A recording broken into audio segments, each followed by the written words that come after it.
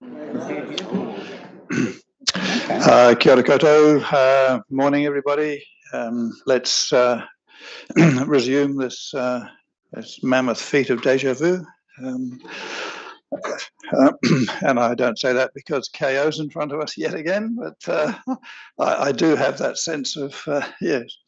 So I don't think I've got any announcements. First thing, no. And just for the record, just to note that panel will be doing its sort of Papamoa site visit on Wednesday morning. So Speedy will again act as our tour guide. So just note that for the record. So KO, Val, if you'd like to come forward, Ms. Matheson.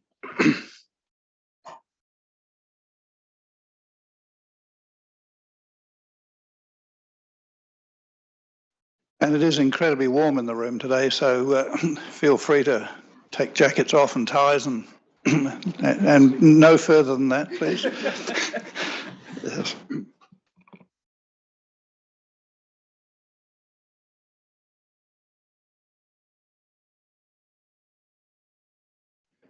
Morena. My name is Bill Matheson, Council for Kainga Ora. And thank you for having us back again for this stream too.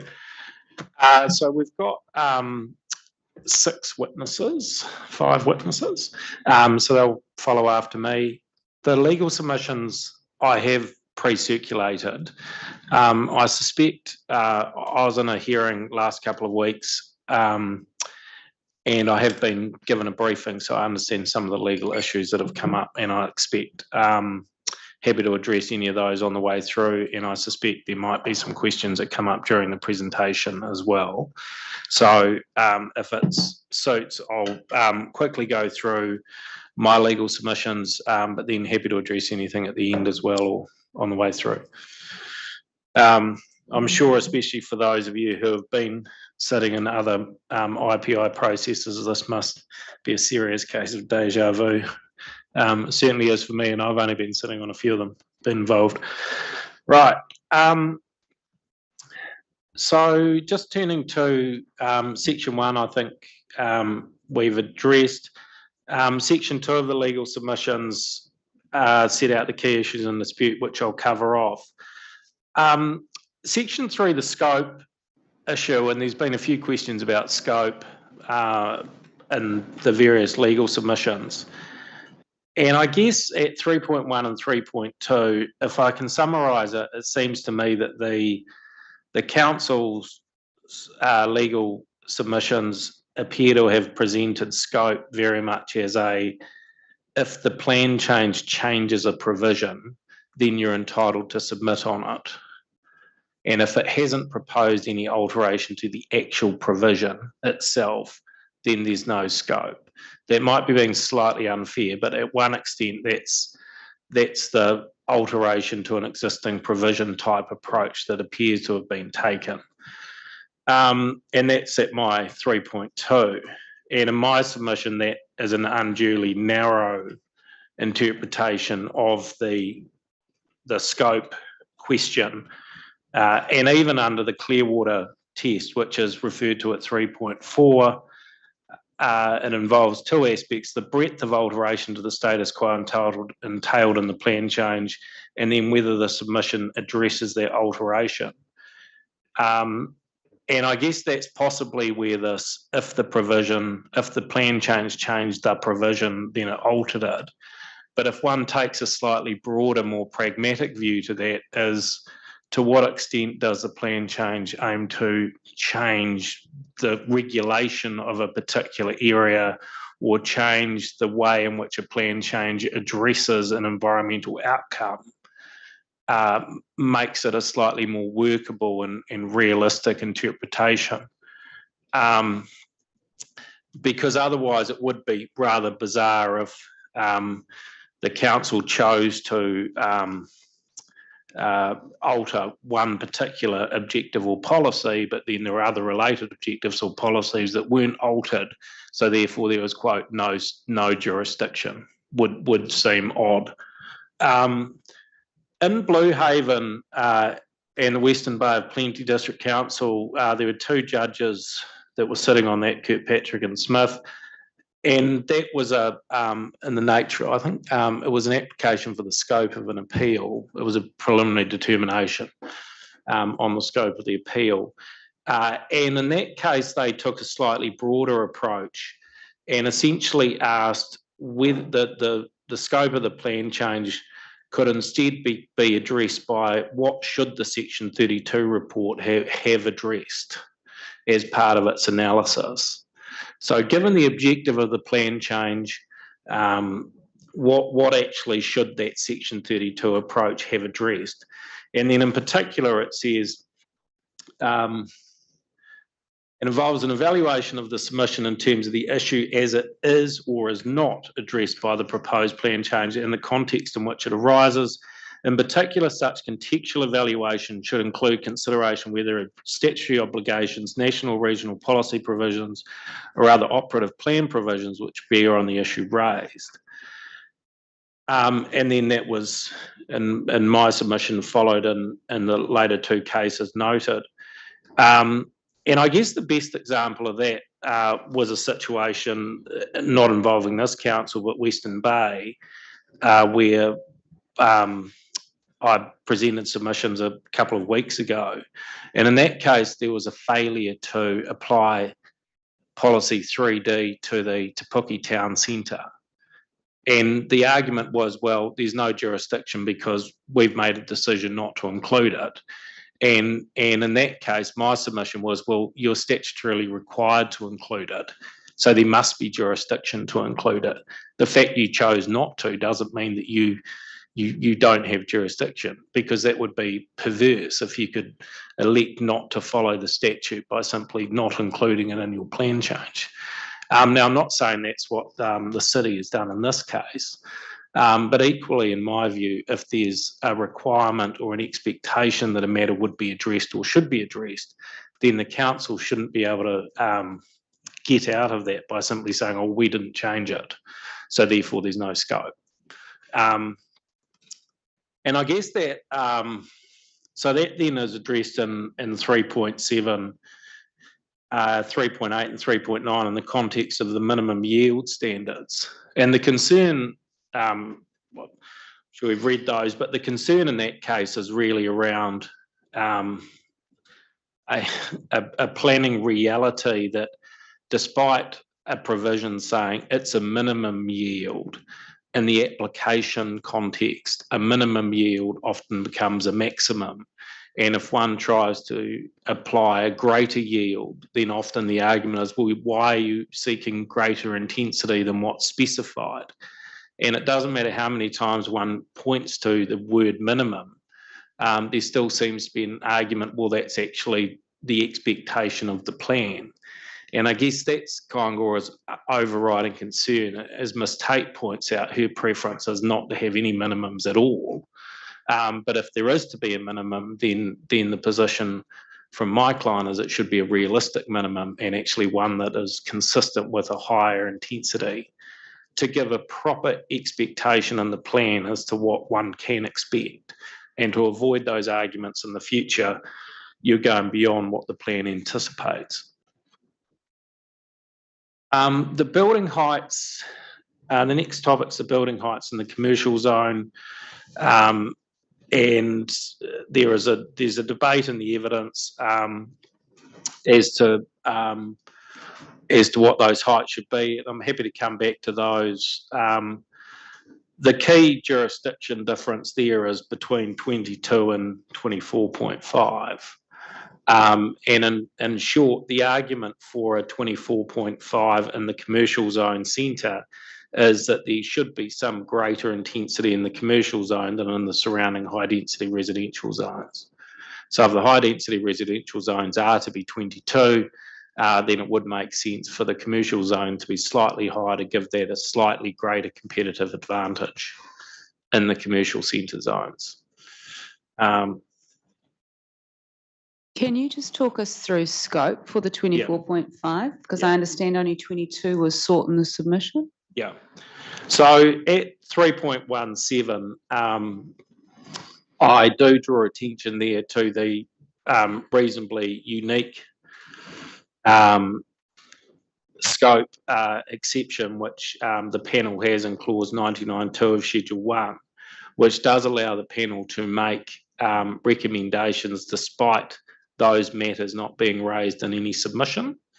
In my view, this is clearly on the plan change. Height of a commercial zone must be on the plan change based on my previous submissions. That's the whole point of this entire enabling act, is intensification of residential and commercial zones. So my submission, it's on the plan change. It's a matter that's been raised in submissions, and therefore the panel, if you wish, you're not obliged to, but there is scope under clause 99 to make a recommendation outside of that sort in submissions. Yeah. So how does that address the Clearwater Lim 2 issue, or is the difference between 24.5 and 22 not one that you think raises a greater prospect that people would be affected had they known that was going to be sought? Yeah, well, I think it's worth noting that obviously Clearwater didn't, in the Clearwater context, there wasn't an equivalent to clause 99. So that's a deliberate new statutory provision which wasn't in play in the Clearwater case, which was a traditional orthodox plan change under the normal Schedule 1 process. So there wasn't this sort of effective out. There was a similar provision in the Auckland Unitary Plan provisions that you'll recall. And in that case, it was slightly addressed by Justice Fata in the Albany North decision. And that's the quote referred to earlier, which, yes, you've got to have regard to general fairness issues. That's understood. But equally, you need to have regard to the broader statutory objectives as well. And in this case, in my submission, the statutory objectives of the Housing Supply Enabling Act is enabling housing and is intensification. And I guess the last point I'd make on that is, if a matter in submission turned up and it was suggesting a 6 to 8 story building in a 2-story zone, there might be some arguments around fairness and natural justice. If we're talking about an increase from 22 to 24.5 in a commercial zone, in my submission, that would be difficult to see that being perceptible from ground level, let alone generating effects that might give rise to natural justice concerns. So I think it's a question of scale and degree, and I think it's appropriate to have that sort of veneer on, that gloss on your application of clause 99. It's not you can do whatever you like, but I think in this context, there's certainly scope for you to make that change if from a planning perspective you think that's the most appropriate outcome. The next issue is the commensurate issue, and I think the commensurate requires a forward-looking approach, and I did see, I think Mr. Fisher for the council was asked about that, and I think he and I both have the same view on that, which is that it does make sense to have a forward-looking. If this is about planning, it makes sense for that to be a planning focus, a forward-looking focus. And it would be odd in the context of an act that talks about changing the way city centres are developed and intensifying matters to somehow lock in commensurate to an existing situation that was deemed to be inappropriate, hence we needed the legislation. So in my view, you have to read commensurate as what the intention is for that town centre or local centre going forward. A couple of quick comments on scope in section 5. On the Papakainga housing, that was raised briefly in our stream 1 submissions. And I acknowledge the point made, which was that under section 80E, it's not a mandatory, it's in the may list of matters, so it's not a mandatory requirement. But nonetheless, in my view, bearing in mind policy 1, objective 5 and policy 9 of the NPCD, unless there was a good reason not to include it, one would have to ask, what's the downside of including it, especially given that it would seem to be very consistent with and give effect to those broader objectives and policies listed. So I just wanted to clarify that you're not saying that we have to include it. You're saying we've got a discretion, but it would be good to, given the other different policies and provisions in the Act. Is that correct? Yeah, that's right. So it's under 1B, not 1A. So it's a discretion. You may. It's not a must. But in my view, it's a appropriate planning outcome that's clearly within scope, in my view. And I guess I would just keep coming back to what's the adverse or undesirable planning outcome that might arise from including that. I'm not sure whether it's on the Tauranga City Council work program. There's a number of things on that work program. But certainly for other councils, one of the reasons we've been given when we've been sitting in panels is that they've got separate plan changes coming forward to address those things because they're able to consult better with affected iwi or mana whenua. You would accept that if there is that, then that might be a more appropriate process? Yeah, probably. I guess it's more a... everyone always says, "Oh, we'll address it in a future plan change," and then when does that ever happen? And it might be 2 years, 3 years, 4 years, 5 years. We're here now, and I suppose I'd also make the point, which I've made in other submissions recently. Even if you include it now and you refine it later, there's nothing in this legislation that stops councils changing provisions again later in a more considered, consistent way too. So it doesn't lock. There's nothing bizarrely in this legislation, which I guess makes sense, but there's nothing that locks in the outcomes of the IPI process forever. Any of the provisions. And I suppose the next one is really the shared accommodation. And I feel it seems a bit strange to be arguing about whether shared accommodation should allow up to 8 people or 10 people. It really does seem at the very smallest minutiae of planning provisions. But again, I suppose it's one that I would say from a scope issue, we'll be seriously saying 2 extra people in a 10-bedroom house is something that raises scope issues to a degree that you should say it's out of scope.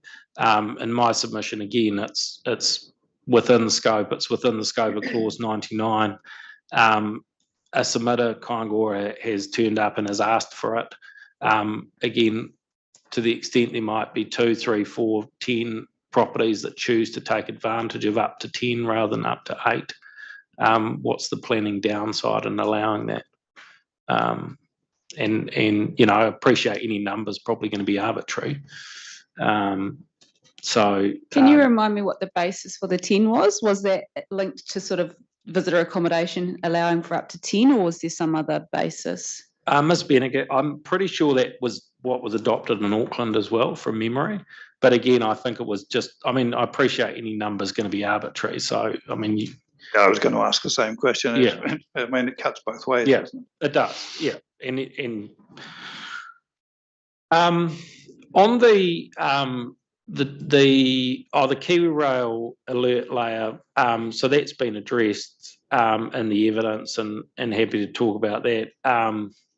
And I appreciate there's been some discussion about alert layers and 60 metres or 100 metres. And, this won't surprise you. I'm sure members of the panel would have seen the Travelling Roadshow up and down New Zealand arguing about vibration alert layers, noise controls, national grids. This issue's come up before. The consistent position that Kaingora has taken up and down the country is assessing vibration effects and managing vibration effects on a building by building basis just does not pass any sensible Section 32 analysis, and none have been done. The degree of vibration in any particular location will depend on the track condition, the ground conditions, the number of trains that use it, the nature of the trains, any number of different site-specific variables that just haven't been assessed by Kiwi Rail. And it would seem impossible to do a proper cost-benefit analysis in the absence of that evidence. On the other hand, what we can guarantee is that the cost of addressing any vibration issues are significant, and you do have evidence of that. And then I suppose a similar on the activity status, the Transpower activity status, and the non-complying restricted discretionary, and the Waikanai Land Company case, it seems to have attracted an inordinate amount of commentary in various places. But my view on that is it's quite clear. National grids are obviously key infrastructure, so I understand that. Understand that you can use existing qualifying matters to reduce or restrict more intensive development, and I don't think there's any debate about that. So it could restrict development enabled by this Act, i.e. MDRS, additional stories, additional dwellings per site. It could restrict that. However, one would end up, it seems to me, in a situation where you could have 2 stories of a 3-bedroom, 3-story house that's a restricted discretionary activity, and the top story that would be non-compliant, or you'd end up with one lot on a site being restricted discretionary and the others being non-compliant, which would seem lunacy in the extreme. And so, because that being on the basis that if you take Waikanai's, you can't disenable existing activity, you'd end up in that situation, which seems lunacy. In my submission, I'd just simply go back to I went back to the restricted discretionary criteria. And, there's 6 odd criteria. They're very broad. They would allow all the effects to be addressed. And even if it was a qualifying matter, you still need to have regard to the clear direction in the legislation that you've got to restrict it to the least extent practicable. So that's one of the key tests for qualifying matters. It's not, if you're a qualifying matter, you can do whatever you want. It's just still got to restrict to the least extent. And then also, you've still got to apply the normal planning principles of, well, what's the most appropriate planning provision? And in my submission, in the context of this particular rule, the restricted discretionary criteria allows you to turn it down, allows Transpower to be notified, and it's a very wide range of matters. So what would the additional benefit? What additional benefit would be brought by non-compliance status?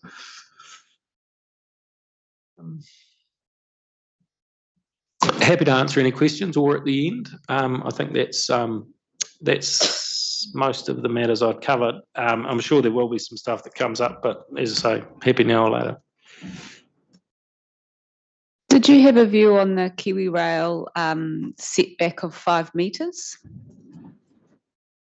Yeah, I think this is again one that we've addressed in a lot of other places. It seems to sort of go from 2.5 in some places to 5 to 10.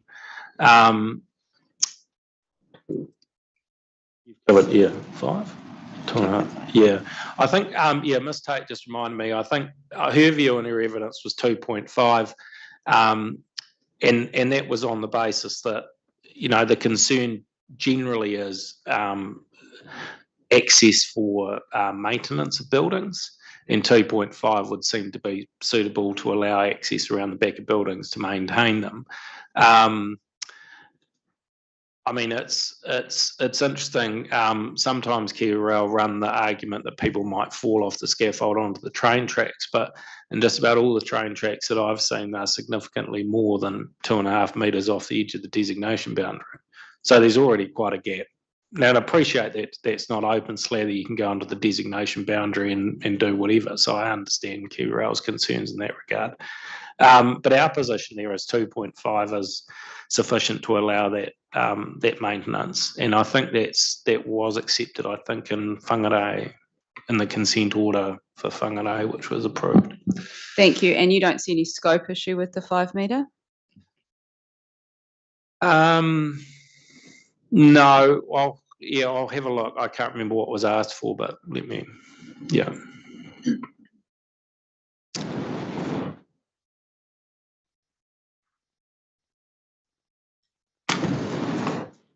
That's fine. Let's just move through your witnesses. Great. Thank you. Ms. Beneke, have you handed that in? No. Morena tātou, ko Lizelle Beneka o tōku ingoa, no Tauranga moana aho, ke kāinga ora e mahi ana. So good morning, my name's Lizelle Beneka. I'm Principal Development Planner for Kāinga Ora in the National Planning Team. And just to shake things up in terms of deja vu, we've replaced Brendan Liggett with myself, and I've prepared a presentation. Only for this hearing. No. I've been around the traps in Bay of Plenty, but but he'll be back in Plan Change 14 down in Christchurch tomorrow. So the development planning team, we're responsible for delivering the organisational input into the IPI process across the country. This includes Tauranga and the wider Bay of Plenty region. So I'll be delivering the corporate presentation on behalf of Kāinga Ora today. But firstly, I just wanted to echo the sentiments from Mr. Matheson in hearing one, and that we have been very appreciative of the council's willingness to engage with us as a key stakeholder. And as a result, we have mostly been supportive of Plan Change 33. Can you go to the next slide? Thanks. So what I'll cover today, I'll just give a brief background to Kāinga Ora, and then I'll go over our property portfolio across the country and also within Tauranga, and then just some key themes of the submission as well. So a background to Kāinga Ora. It's obviously common knowledge that we're a landlord, a public landlord, and we have about approximately 70,000 houses across the country. So that's a relationship with our tenants, or who we call our customers, and the landlord base as well. But one of our other functions that was given to us under when Kāinga Ora was established in 2019 was the delivery function, urban delivery function as well, urban development delivery function of central government. And as stated within paragraph 3.5 of my evidence, our statutory objective is to contribute to sustainable, inclusive and thriving communities. This includes housing choice, and the right housing is available for the demand across the motu, and is the primary reason why we're involved in Plan Change 33. So in terms of our Kāinga Ora portfolio, as mentioned earlier, we have 70,000 homes across the portfolio in Aotearoa. 440 of those properties are in Tauranga. I just note this is lower than the national average, and but this reflects a historical on sale of our stock. So we currently have approximately 24,500 applicants on the wait list. This includes 750 applicants on the wait list here in Tauranga, which is huge. It's a 45% increase in applications since 2019. And just in terms of that, applications aren't just individuals, it's also whānau or groups as well. So that number is quite great. And this represents approximately 3% of the Tauranga population. In contrast, that's the average waitlist across Aotearoa is about 2.6%, so it is quite high here. And so because we have such low stock, our current driver within Tauranga is to redevelop our current housing stock. We have old stock on larger sites, so in that presentation you'll see on the top left, the usual little chocolate box homes that we have are quite old and need of either repair or we redevelop. So we're hoping what we try and do is do a 3-to-1 uplift, which means we replace one house with 3. But because we don't have that many properties in Tauranga, our major focus is purchasing homes and working with private development sector to meet this high demand.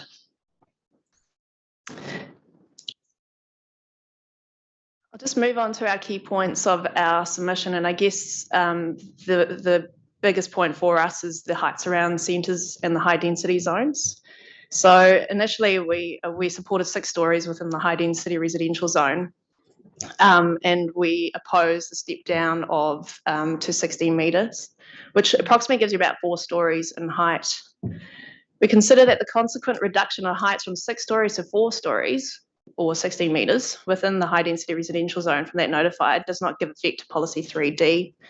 Ms Tate will address this further in regard to policy 2 and policy 3 and the relationship between the two, which Ms Ashley Peters had mentioned last week. But we consider that policy 3 directs the most efficient locations for intensification to occur, and policy 3 should be relied on more heavily to enable intensification in the right places, rather than just providing housing to at least meet sufficient capacity.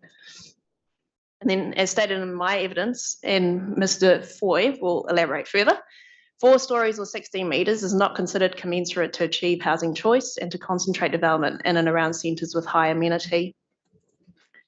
There is sufficient evidence to state that the high density zoning is notified as appropriate to deliver a range of housing choice, namely apartment living within areas that have good walkable access to jobs and amenities, and is in line with Objective 1 of the NPSUD. And this is also in line with our statutory function as well under our Act. There is a high demand for housing in Aotearoa, and so it's important to supply a greater range of homes and locations that connect well to jobs, education, transport and amenities. And then just touching on the 24.5 metres in commercial zones, we consider this complementary to the 6 stories, and that helps avoid a donut effect as well if you're providing for 6 stories within the high density zone and only lower heights within the commercial zones. So stated in my evidence in chief, height is important. It's a key determinant of feasibility. It controls bulk and form. It dictates the dwelling typology, form and shape of a building. And then simply put, more height means more opportunities for a mix of typology or flexibility in design. All this influences whether a developer would develop the site and what provides better return for a developer. And then greater heights provide the opportunity to facilitate urban growth that contributes to the vitality of centres. It improves business opportunity, you get more multimodal transport. Simply put, more people in a concentrated place provides all of this, and it sees an increase in economic activity. Our concern is that if more height is not enabled in these key locations, there's a risk that land within this zone will be underutilised and underdeveloped. And there'll be a continuation of focus on greenfield development rather than brownfield. And as Ms. Speedy said in her opening statements, and consequently headlined in Sun Life, brownfield development is harder to deliver than greenfield. So the attraction to develop brownfield is so much more important in this case. For the cost of height, I'll reflect and echo the evidence of Mr. Michael Keames on behalf of Council on Tuesday last week. I did listen into the hearings on my school holidays. He agrees that 4 stories is more expensive to build in comparison to the return of profit. This is because 3 stories is just simply cheaper to build. It's because you have your lighter frames, you're able to use wood frames, you don't require lifts, and it's less complicated in terms of foundations as well in most cases. And then, as Mr. Kemi stated, walk-ups are popular because of the ease and rate of construction and because lifts in larger circulation areas aren't required. 3 stories also allows for terrace housing opportunities. So once you move up to 4 stories, and which is proposed for council in the outer ring of the walkable catchments and around local centres, there is a precipice for cost escalation. This is just simply because you're not able to use lighter frames, you have concrete construction or needing to use brick, and the additional foundation requirements obviously escalate that cost, including lift circulation areas and then additional health and safety requirements around sprinklers. So in our experience, the cost of building over 3 stories is maximised when enabling the building stories to 5+ and not at 4. So it's maximised when you start to hit that 5 stories. In our experience, when considering the feasibility of development, we have found that it is approximately, and I'll just stress that this is obviously what we use for considering our sites, and this is pre due diligence, where you have issues with ground conditions and things like that that may vary the costs. So it's approximately 20% more cost for foundations when you start to look at that 4 stories plus. It's around about $150,000 per lift call. You have it's a 29% more for concrete construction versus timber. So all in all, we normally see it about 20% more per unit for 4 stories. This reduces significantly when you go to 5+ stories at around 2.5% for your per unit. So roughly put, our concern is therefore that developers in the market would prefer to build 3 stories in these areas of the town centre we'll call catchments rather than realise high density living. And as Mr. Foy has stated in his evidence, and we'll talk to today, 4 stories is unlikely to enable any material high density development and rather would significantly hinder the ability for the market to meet this need.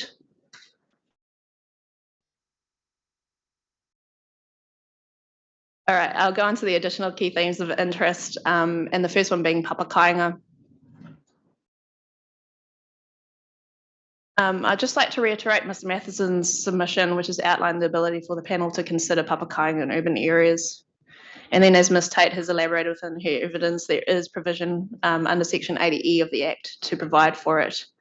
It's also further noted in Policy 1 of the NPCD that planning decisions must enable Māori to express their cultural traditions and norms. We do consider it is a very small change to Plan Change 33, but an empowering one for Māori.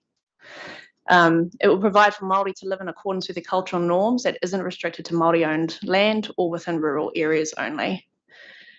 We're engaged with tangata whenua across Aotearoa and also here with the numerous hapu groups. And it is always a sentiment that comes up to be able to empower them to be able to build in areas, not just in rural areres. Can you just remind me what the change is that's being sought? Is it to reference general land rather than just land under Te Ture Whenua Māori? Yes, that's correct, yeah. So my understanding is under Te Ture Whenua Māori that there is obviously Māori freehold land, Māori customary land, but there's also general land held by Māori where the land is held by 50% or more Māori owners, in which case it would come within that definition. I guess it's just if it was only one of the, more than 3 sort of owners or 3 or more owners that you'd have that issue. So I'm just wondering if, is there an issue here, or is it something that's already part of the legislation? I think it's just obviously just making it easier because we have faced barriers with consenting development in other areas, mainly Hamilton City Council at the moment. That picture is part of one of our really cool developments that we're doing. And it's just that structure around what papakainga is and the definition for that and how it is different to normal residential living as well. So in terms of just being able to provide it within a district plan so that we don't have, the consenting risk.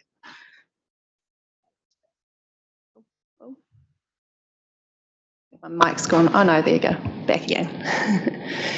And then again, that shared accommodation, like Mr. Matheson said, it's 2 people that we're asking for. Again, a small increase in the amount of people allowed as a permitted activity from 8 to 10.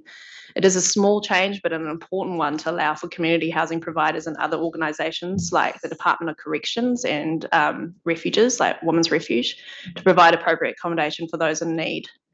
This additional 2 allows for 2 staff at a minimum or children or larger family units. And it's just something that we have found is a better approach, the 10 rather than the 8.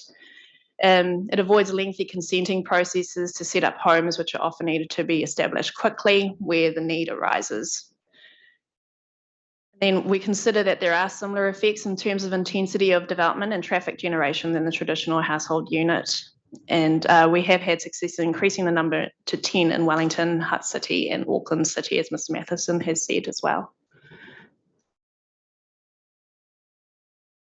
The next point is the height in relation to boundary. We're asking for 19 metres plus 60 degrees across the country. This has been an outcome of extensive testing and is shown in this diagram provided on screen. It provides a unified height to 6 stories across a range of site widths. And it's cost effective and provides for productive floor plates. And allows for less expense in terms of construction costs, better urban form outcomes, and truly allows for 6 stories within the high density residential zone. So basically, just those diagrams just show that you're avoiding the wedding cake effect and being able to have a uniformed approach. So we find if you're using tilt slab construction or we use off-site manufacturing as well. That is just it just is more appropriate for us to be able to achieve that on a site. Cool. Can you just explain where the 19 metres comes from? Because I haven't seen any explanation as to where that metric is determined and why. I'll have to come back to you on that, but my assumption is it takes you to the last story, and it's as simple as that. But there may be more sophisticated reasoning. No, that is pretty much the assumption. It allows for that last story, and then just to be able to get that uniformed approach through it. And is there any evidence? Sorry, just go back one. Is there any evidence to suggest that chamfering at 60 degrees at that height is even worthwhile doing? I mean, is there a height in relation to boundary gain of any sort at the top of a 20-metre building? Probably not. No. So I guess I mean, if we just did 90 meters, that it would be appropriate. It's just when you start to go higher that allows for that restriction to be set back a bit more. I mean, I'm assuming that thanks. That KO would prefer to simply be able to build straight up to whatever the height is, whether it's 24.5, 22 or whatever. Yeah. Yes, that's correct. Yeah.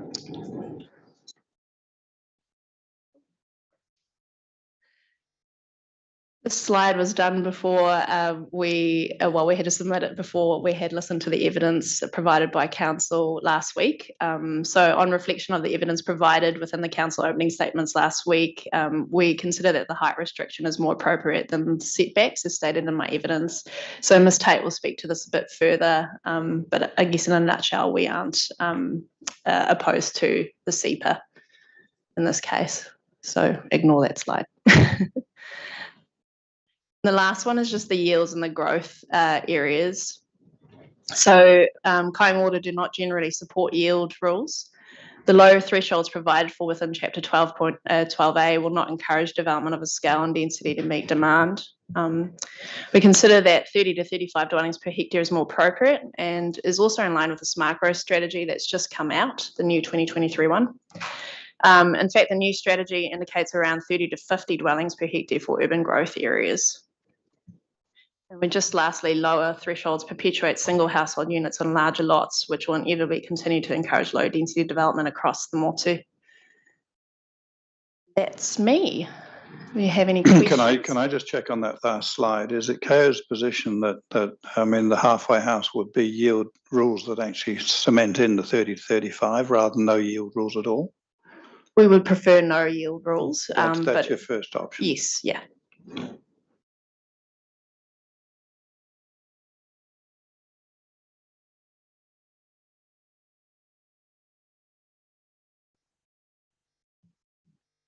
And can I just take us back to the vexed issue of 8 or 10? I mean, obviously, sitting here, if one puts in 10, one would expect submissions in future years to want 12 and so on and so forth.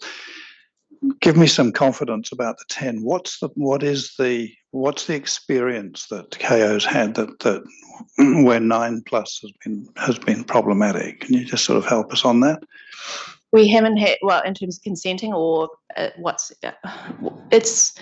is just having to go through the consenting process in these cases. And when you are establishing community housing at that level and getting into a consenting realm, that becomes a public issue for us as well. Does that mean that KO is wanting to build shared accommodation facilities for 10 people? Because obviously if it's more than 10, you're going to go anyway. So again, I just get some sense as to whether this is an issue for us. The 10 people for us is really allowing for those 2 additional staff members to be able to be part of the house as well. So is an option then just to allow for additional staff and a number on that rather than the 10? I mean, is that another way of cutting the mustard? Yes, yeah, that would be, yeah.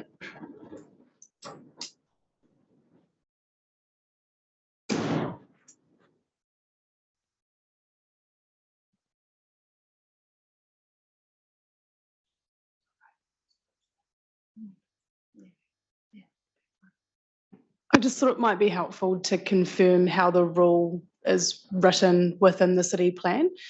So shared accommodation enables 8, but you'll see in the rule for the density standards in brackets afterwards, it says excluding staff. So it doesn't include staff, it's the 8 people that will be staying on site. So any more than 8, you've just got to give them a staff designation. Employ them, yeah.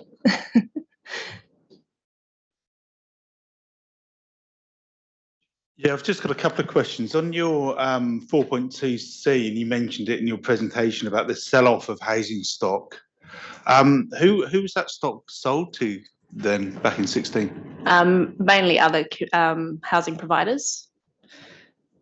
And so that's all remained in sort of available as part of the stock of those other providers since? I was just wondering, but clearly you're showing you've got a higher waiting list proportionally here than you would expect, but notwithstanding the retention of that housing in sort of social housing. Yes, yeah, mostly, yeah. And then the other question from me is all relation to this issue of 16 or 22. Just in terms of the images we've seen on your presentation, are all of those buildings that we've seen there KO buildings? Yes, those are. And do you know what the floor-to-floor height has been on the higher level sort of apartment-looking buildings that are shown there? Did provide that in my evidence, but it is around, with residential, you're looking at about 3 meters.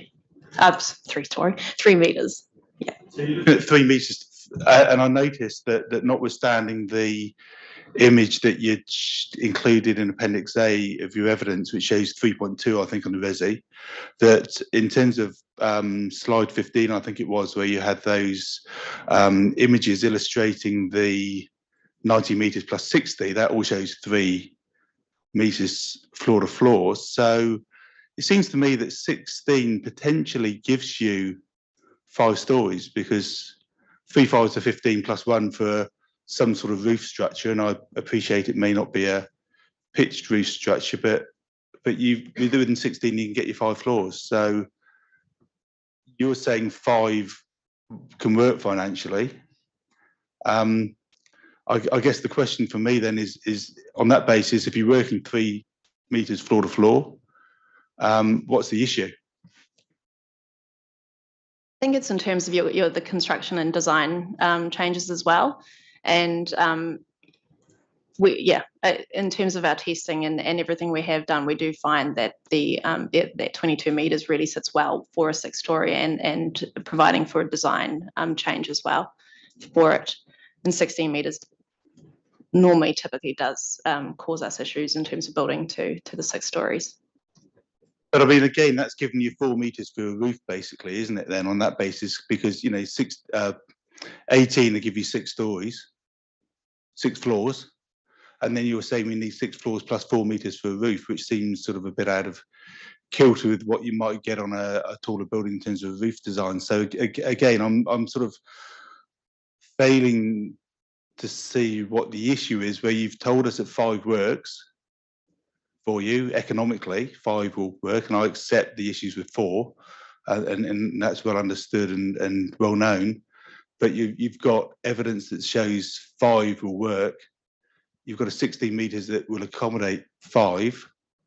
So why all of a sudden do we have to go from 16 to 22? I guess the counter argument is, why wouldn't we be able to do that as well? To provide, essentially 4 6 stories, 6 stories, or 5 to 6 stories in that case. Yeah. So it just does provide for design options and to be able to provide essentially high density and apartment living. So it's more about achieving 6 rather than it is 5, because I mean, of course, with 22 you might end up with 7. Good. Yeah. That's the difficulty is I'm struggling with is the fact that what you're asking for potentially is a huge jump. It's not just adding a bit more to make sure you can get your 4, you can get your 5 or your 6. You're actually going sort of beyond that, and I appreciate you're also juggling numbers that are in the plan already as well. And okay, that's good. Thank you. Thank you.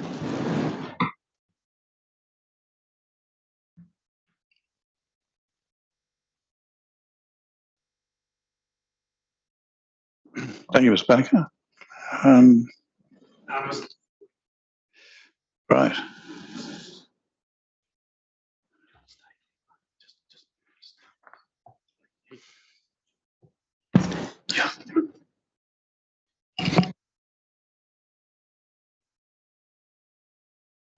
Good morning, panel. Mr. Hoy, welcome. Yeah. Thank you, sir. I've just prepared a brief summary, which I'll read through if that's all right. My evidence relates primarily to the heights issue that we've heard about. The primary submission of Kaingaroa was in support of the notified heights of the high density residential zone, which was 22 metres. Note that since notification, council revised those heights to introduce a lower 16 metre maximum height in the high density residential zone in the outer ring, so that's 400 to 800 metres around the larger commercial centres, those which are proposed to be town centres, so Bayfair, Bethlehem and Pavmoa, and in all of the high density residential zone around the medium commercial centres such as Cherrywood and Beretta, so those which will be local centre zones. My evidence concludes introducing a lower 16 metre height limit would not help to achieve the objectives of the MPSUD and the Enabling Housing Act for several reasons. First, that height limit would enable buildings of only up to 4 stories to be constructed. Now, some of that issue that's just been discussed about 15 metres divided by 3 is 5. So I had a table in my evidence, which was figure 9.1 on page 18. And that was based on some data given to me by Kaingaroa, which provides, I guess, slightly more nuance to that 15 divided by 3. So while 3 can be made to work, I understand a more common height would be 3.2 for residential. And if there's any desire to have commercial, that requires a little bit more, so up to 4. So 16 metres would not enable any commercial on the ground floor and 5 stories to be achieved. And 2 further considerations are the need for roof structures, which typically are around 2 metres, I understand, and also for a small amount of ground floor to be raised above about 150 mils above ground level. So freeboard to avoid flooding and overland flow, etc. So that makes the achieving 16 metres and 5 stories within that quite difficult. Now, Ms. Beneka has discussed the commercial feasibility difficulties with 4-story buildings due to their high construction costs per unit area compared to 3-story buildings. And the key to that, I suppose, is that the land value can be shared across more dwelling units when you go to more than 4 stories. And so that helps to mitigate the costs of construction for the higher buildings when you get more than 4 stories. And so spreading out the land costs across more dwelling units helps to bring down the overall average cost per dwelling unit and makes those more feasible. But it does require development in excess of 4 stories to be able to achieve that. So applying only 3 stories under a 16 metre height limit would make those parts of the high density residential zone no more enabling than the medium density residential zone. Because land in the high density residential zone tends to be higher value than land in greenfields areas, the high density residential land requires more intensive development to be competitive with the cheaper land available on Tauranga's rural fringe. And if more intensive development is not enabled in the high density residential zone compared to the medium density zone, then growth will gravitate more to the medium density residential zone on the urban fringe where land is cheaper. So to enable more intensive use of that high density residential zone land and to achieve a competitive advantage for land in and around centres, maximum height limit in the high density residential zone needs to be more than 4 stories, so that's more than 16 metres. In my opinion, the relief requested by Tauranga Ora of maintaining at least the maximum 22 metre height limit in all parts of the high density zone would give effect to the NPSUD and the Enabling Housing Act, and would help to achieve the economic benefits that come with dense urban development in and around centres. It follows that if a 22 metre height limit is applied in the high density residential zone, there should be a height differential applied in the commercial zone, which is at the core of that high density residential zone. And in my opinion, an appropriate height limit in that commercial zone would then be around 24.5 metres, which is about 6 or 7 stories, allowing then a height differential down to the 22, which is 5 or 6 stories in the high density residential zone. So that would retain a height differential between the commercial zone and the surrounding high density residential zone.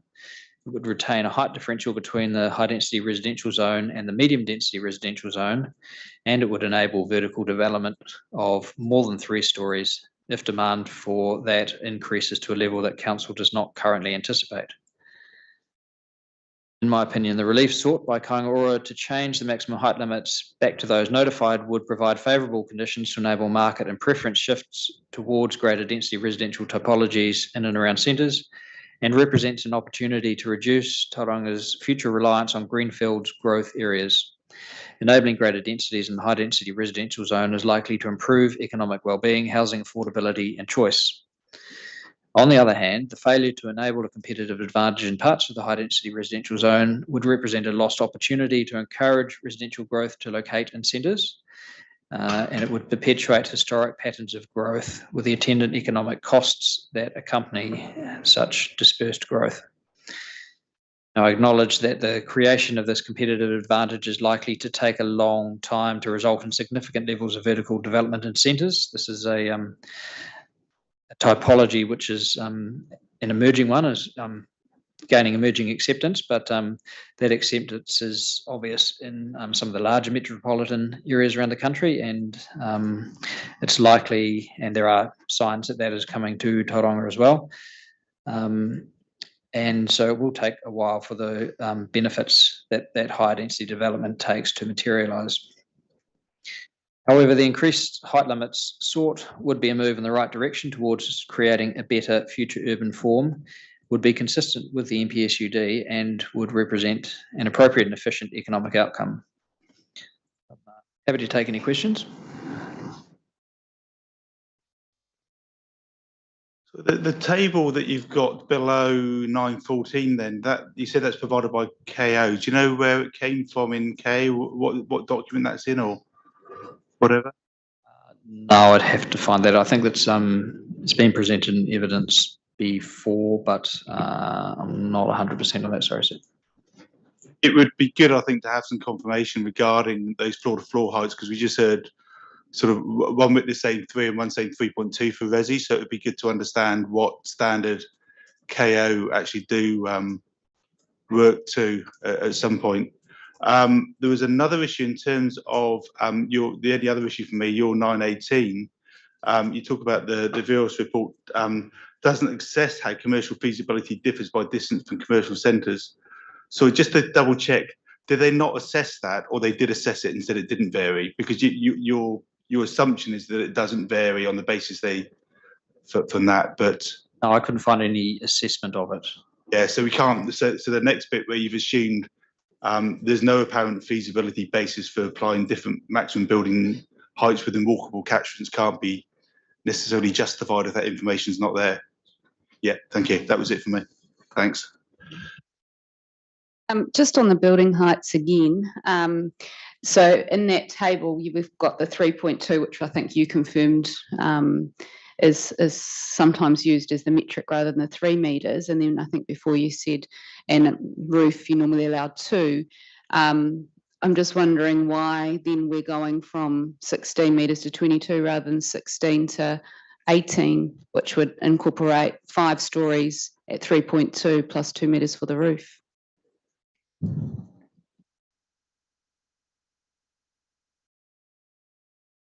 I'll answer that.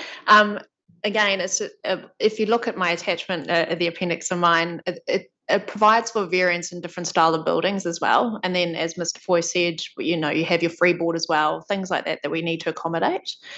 So 22 metres allows for a different design typology, a different your minimum floor levels, and then also could also provide commercial height as well at the bottom, especially when that requires a higher stud as well. But in terms of Mr. Knott's question as well, we do have a range of typologies that we use in terms of the high density and apartment style living. So that's where this variance of height comes into play. And I don't know whether this is a question for Kāinga Ora or for council, but is there also a stories limit in the plan or proposed, so that there's a height and a stories? Or if we were minded to grant this 22 metres, could we end up with sort of 7 stories? Well, So I can answer that from the recommended annotated text. There's no story limits. This issue came up in Auckland too, in terms of do you have a story limit and a height limit, and people I think were similarly concerned that if the argument is you want more than the bare minimum of 3 metres, and actually you want high quality apartments and you want to allow 3.2 or 3.6 metres in some, you don't just want to have 3 metres and 250 mil gap in quite skinny apartments. And there was a concern there as well. Kāinga Ora would be happy if it was necessary to have a story limit as well. There's no intention to ask for more height and then jam in apartments.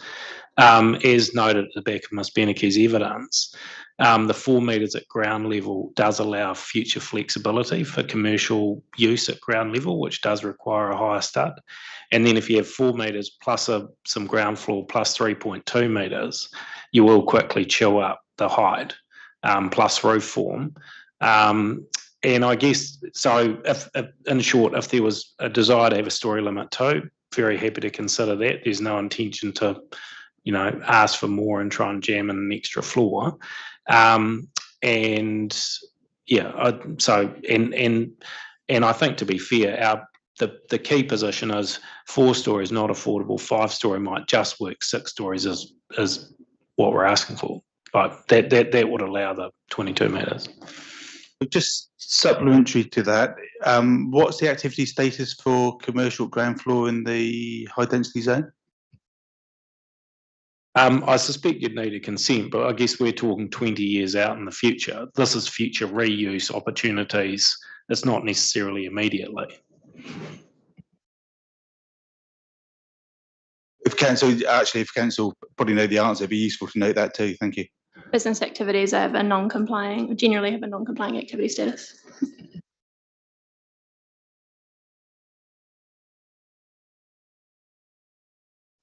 I mean, I have a sense that this argument is it's a little bit more than academic, but I mean, we heard earlier on in this hearing, I think from someone, I can't remember who it was, who indicated that in order to meet the typology spread that had been forecast, that only something like 13 or 15 apartment buildings were needed in actual fact to satisfy that particular quotient.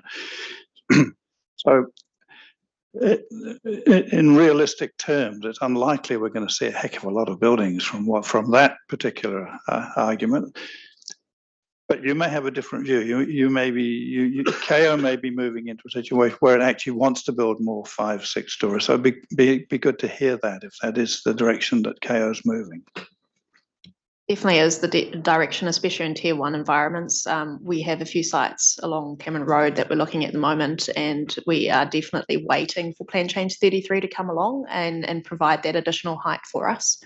So it's definitely something that we are partaking in. If I could just add too, I think, and it's often overlooked, the Kāinga Ora's statutory mandate is not just its own development. It is also, it's statutorily required to advocate for urban design outcomes and development of other people's land as well.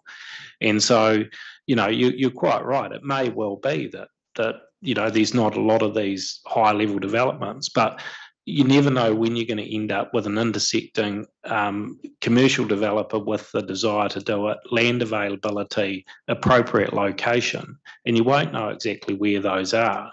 But where somebody does want to build an apartment building, if they build a 6-story apartment building rather than a 4-story, that just adds extra units in the right place. And I guess that's Kaingora's sort of perspective on that. These aren't going to be appearing at 200 locations across the city. But where it is, where there's the opportunity to do it, why wouldn't you maximise it? Yes, and I mean, we're obviously minded that we've spent the last 2 hearing days in Mount Maunganui with a strong community dislike, shall we say, of these things. So that's resonating in the backs of our skulls at the moment. Yeah.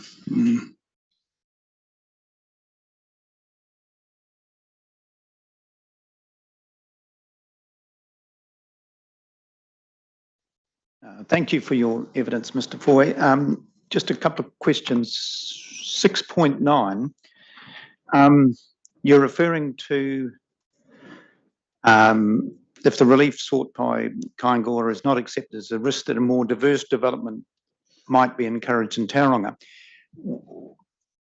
I was interested to read that in the context of what the National Planning Standard requires in terms of a very diverse, geographically in the case of Tauranga, for development to occur. How do you reconcile that with your concern about lower or associated economic costs and efficiencies, given that the plan as proposed would provide for a very diverse range of residential and commercial development? I think in no way would the Kaingora relief that's been requested prevent greenfields development. I mean, we heard the very large numbers of greenfield capacity that are anticipated around the urban fringe, and the small but rapidly increasing demand for apartment typologies. Now, the latter is a very small part of the former, so it would never remove the demand for greenfields development. I think there would always be that range of typologies. This requested relief is an attempt to move more in what we see is the right direction, I suppose, that higher densities are enabled in the core of the urban area, and trying to reduce the rate at which large land extensive greenfields developments are provided around the outskirts. Okay, so just following on from that, in terms of if we set aside the greenfield development, in terms of existing residential areas and the intent that you're outlining here, the economic costs and inefficiencies, do you have a view as to where the residential intensification should be occurring across the district to ensure that we don't end up with these economic costs and inefficiencies? Residential intensification. So the medium density. Yeah, so I mean that's sort of occurs at the whim of developers and landowners, I suppose, and is difficult to encourage in any particular location because, as Mr. Mathis alluded to, it sort of occurs at the intersection of financial ability to develop, landowner preparedness to chop off the back of their section or redevelop and remove existing lots. It's heavily reliant on the characteristics of existing buildings on lots, and more recently developed buildings or larger buildings that take up a large share of a land area will be less economic to develop. So there are quite a few different variables that go to financial viability of infill development, and those characteristics make it difficult to control where infill happens, which I suppose is why the MDRS is generally enabling across quite a wide area. And that has the effect that increased density is unlikely to be located in any particular location, is more likely to be broadly located across a broad area,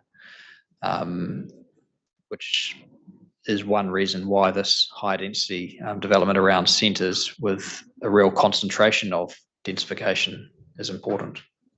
Yeah, given that we've had previous advice that there's unlikely to be a large number of those, in terms of a geographical spread, and maybe this is beyond your experience in terms of your knowledge of Tauranga, are there any particular areas you think that medium density housing should be concentrated rather than, as you've quite correctly outlined, it could be anywhere?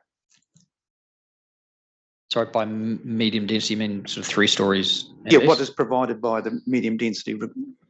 Well, I think, as I outlined in my evidence, the most the best economic locations for high density development, so medium density even, is in and around centres. So if that 3-story development was to happen around the outside fringe of the high density residential zone, that would probably be preferable to it happening in far-flung locations. So the idea is to get the greatest mass of people located the smallest distance from the places where they are and need to be the most often.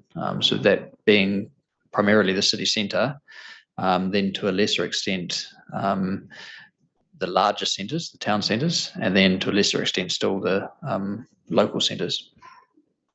Thank you. Now I have one further question. Just give me a minute.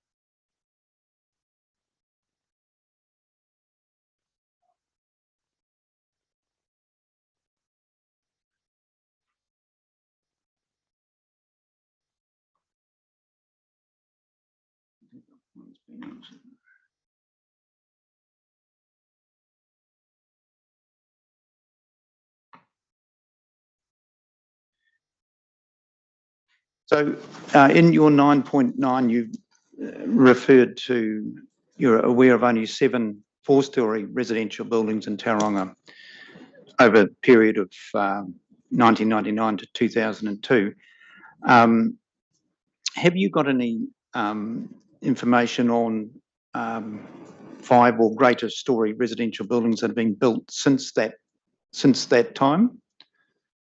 No, sir, I don't. And I found there's a real lack of data on this issue. So my observations have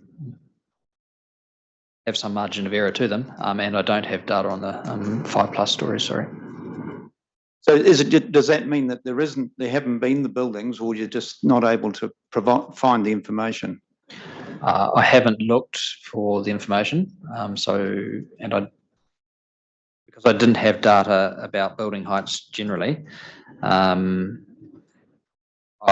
looked for data from desktop survey of buildings, and only recorded data about the 4-story buildings. So what you're saying, but what I read in your evidence is now you're saying it's now 14 years since the last 4-story building in Tauranga was completed. That I'm aware of, yes. Yeah, okay, that you're aware of. What do you think is the reason behind that? I think development economics have changed quite a bit in the last while. Land prices, and I'm not sure whether there have been underlying building rules, and I know there's quite a lot that goes into regulations related to sort of 4+ story buildings in terms of fire requirements and lifts, and so I don't know whether there have been changes in rules about that, or whether it's sort of general development economics and feasibility of those buildings. But yeah, I'd be speculating on those matters. Yes, yeah. Are you able to provide that information? Yes, we can provide some additional information. Thank you.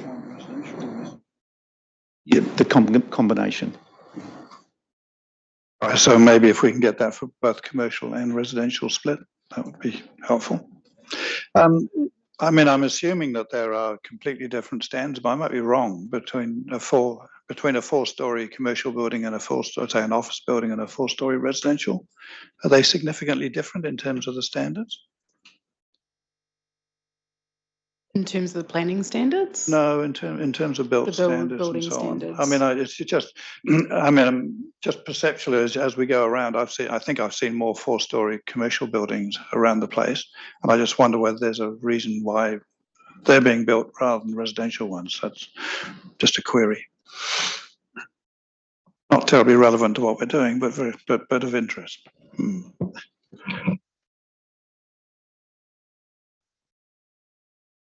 Thank you, Mr. Foy. Thank you, sir. Thank you. I've asked Ms. Tate to address this issue in particular because there is a concern, and it's evident in the questions just asked, and also in some of the council evidence and the submitter evidence, is that what councils face with MDRS is potentially 3 stories across all the residential zones. And there is a concern, and it's not just in this council, but in other councils, is that actually going to lead to a very good planning outcome?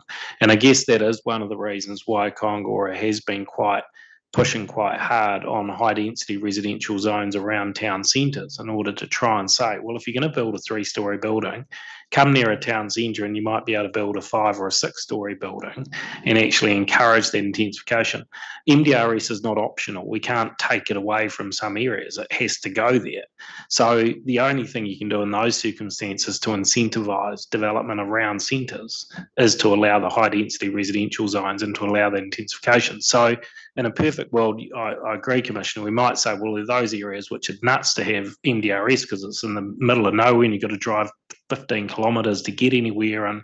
But, you know, we are where we are and we have to apply the legislation. So the next best option is to provide economic incentives to develop around centres. And I guess that's why we have been pushing quite hard on high density, if that's helpful. Thank you. Thank you, Mr. Foy. You're off the hook. Mr. Selkirk, next.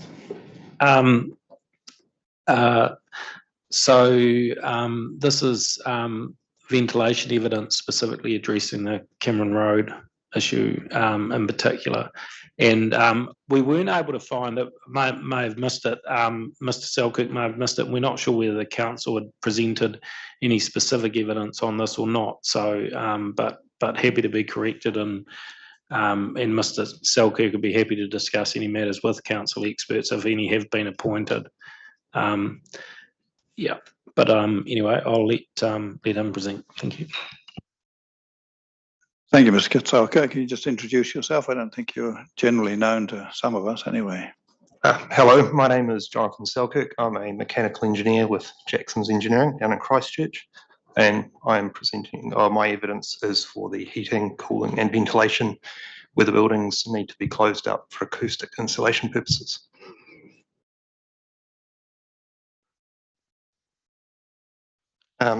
So I have submitted my evidence previously. Would you like me to read through it? Or No. We take it as read and just hit the high points. Thank you, if there are any.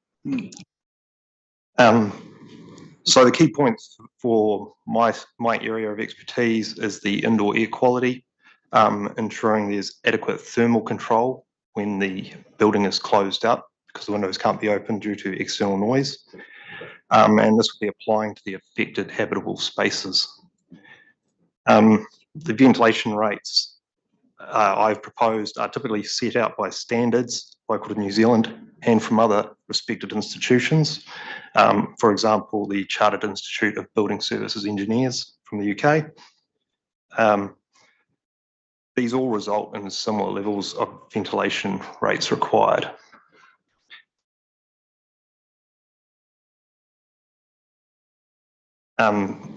My rules are also based around considering the practical implications of constructing the dwellings to comply with these rules, like what are the HVAC solutions available in the residential area to ensure we get a practical outcome.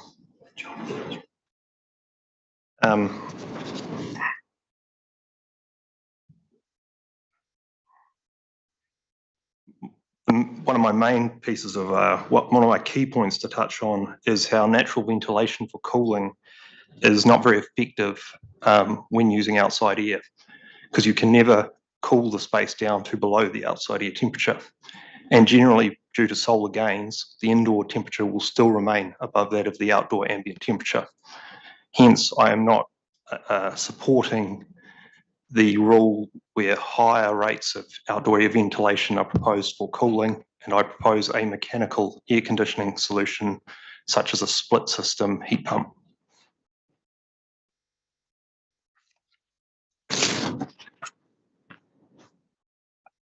Further to that, high air change rules will affect different housing types differently. Spaces with higher ceilings, typically higher end housing, will require significantly increased airflows, which will have a lesser, which these houses with taller ceilings have a lesser need for cooling due to the taller ceilings allow an increased level of thermal stratification, and these increased airflows will put them outside of typical residential HVAC solutions, and they'll need more commercial orientated HVAC equipment, which further puts cost impacts on those developers, owners, designers. And hence, in the rules I put forward, I've proposed an allowance for an engineered solution where an experienced building services designer can put forward a solution to meet the intent of the rules, but may not comply strictly with the prescribed airflow rates and temperatures as per the prescribed rules.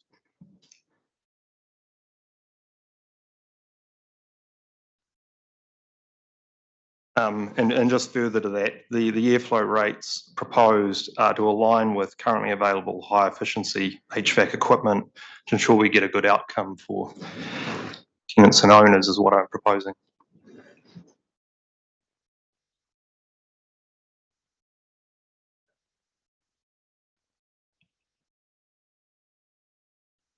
Thank you, Mr. Selkirk. So just to be clear, you've said that in terms of the rule in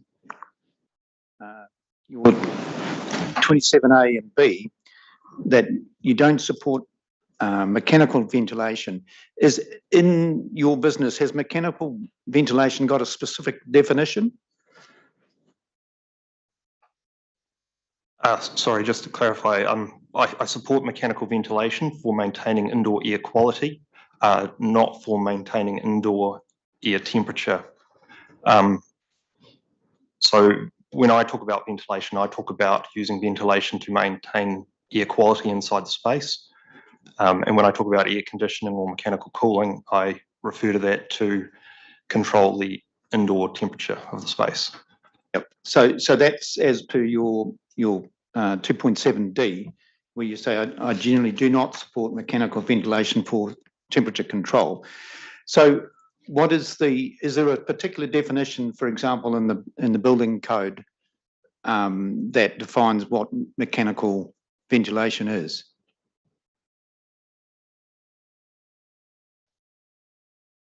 I don't believe it describes ventilation as such in what you're referring to. It is described in NZBC G4 ventilation as the means of outdoor air supply or exhaust to maintain, to control the level of contaminants inside the air, but it doesn't refer to it in terms of temperature. So in terms of what you're suggesting in terms of to maintain the air temperature, and this came up in I think last week at some stage when we had evidence on this side of things. In terms of the practicality of requiring a split system, as you described, to maintain air temperatures both in the winter and in the summer, what's your experience about the practicality of those systems actually being used, given that you're looking at a tenancy situation and potentially a number of the people using those as tenants may not have the financial capability to be able to afford running those systems? I cannot say I have experience as to whether they use them or not. My position is that by combining the best systems we can, we will minimise those operating costs for those tenants, i.e. by putting in a heat recovery ventilation system which recovers 90% of the outgoing heat from the ventilation stream, and making sure that the ventilation rules align with those available systems. But I cannot actually comment if they will pay to use them. Okay, so just following up in terms of what you've described, which is somewhat more sophisticated than the typical split air conditioning system. What would be the average cost, excluding the installation cost, which I assume the landlord would be covering? What would be the typical monthly operating cost?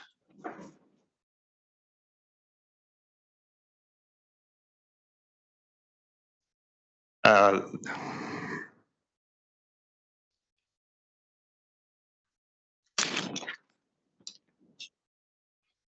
mean, maybe you could come back to it if you don't have that information. Yeah, I'll probably have to come back to you with that to give you a reasonably accurate answer. It's not a straightforward answer. There's a few variables that I'd have to assume, the building envelope, location, size, and give a few words to. Okay, so because what I'm premising this around is your opening statement that said the buildings need to be closed for acoustic purposes. So I assume we're not talking about permanently fixed closed windows, but that's where I provided two options, because as the buildings get taller, normally those windows do become more permanently fixed, and therefore I am proposing an increased ventilation rate for those buildings where they are permanently closed. Yes. Sorry, I probably should have said this at the start. Just the specific amendments that Mr. Selkirk's proposing is on pages 72 and 73 of Ms. Tate's evidence, which I'm sorry, I should have pointed that out, makes it slightly easier to follow. We were trying to put them all in one place but so that's at 16.5. Thank you for that. I've got them in front of me, and I was actually wanted to follow up a question with Mr. Selkirk on them, so I may as well do that now.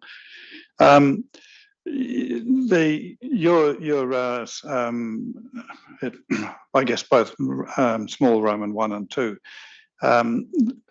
imply that compliance with G4 is not necessary under the building code. Can you just explain why? I mean, I would have thought that the building code is the building code, isn't it? I mean, you allow for non-compliance with the building code. Am I missing something? So NZBCG4 allows for natural ventilation where you comply via having 5% of your floor area as openings to outside. Alternatively, you can provide a mechanical ventilation solution. Point 2 refers to where the windows do not comply at all. I'm proposing that the airflow rate is increased above that of the minimum of the mechanical ventilation requirements. This allows for variable occupancy where, say, a gathering is held at the space and they cannot then flush the space with opening windows. And it also allows to deal with other events like uncontrollable things, like if they're drying clothes inside, etc.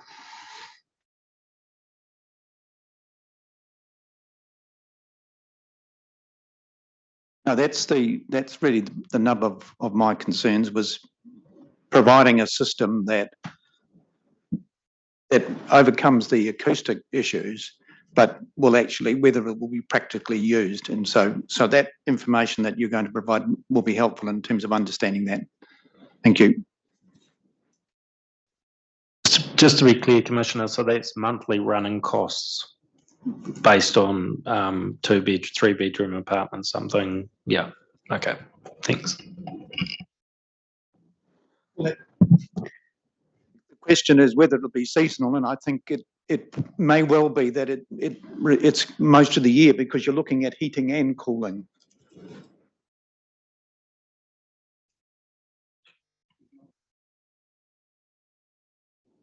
Just one from me. In your para 3.8, you reference the Chartered Institute of Building Services Engineers Guide 8 Environmental Design.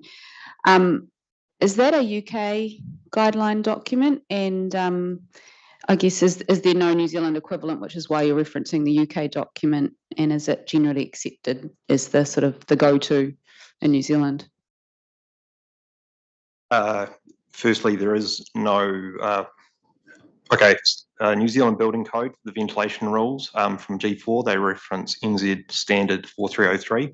That is based on the ASHRAE Standard 62, which is the American Society for Heating and Refrigeration Engineers. It is based on an older version, 1989. The SIBSE guidance provides a similar ventilation rate, which I guess I was using to illustrate my position that the building code rates are generally fairly reasonable. The New Zealand Building Code does not give indoor temperature conditions, whereas SIBSE does. Thank you. I just follow that through. Is there any intention to review the building code on ventilation? Not from my side. Well, if the profession's not pushing, no one else will.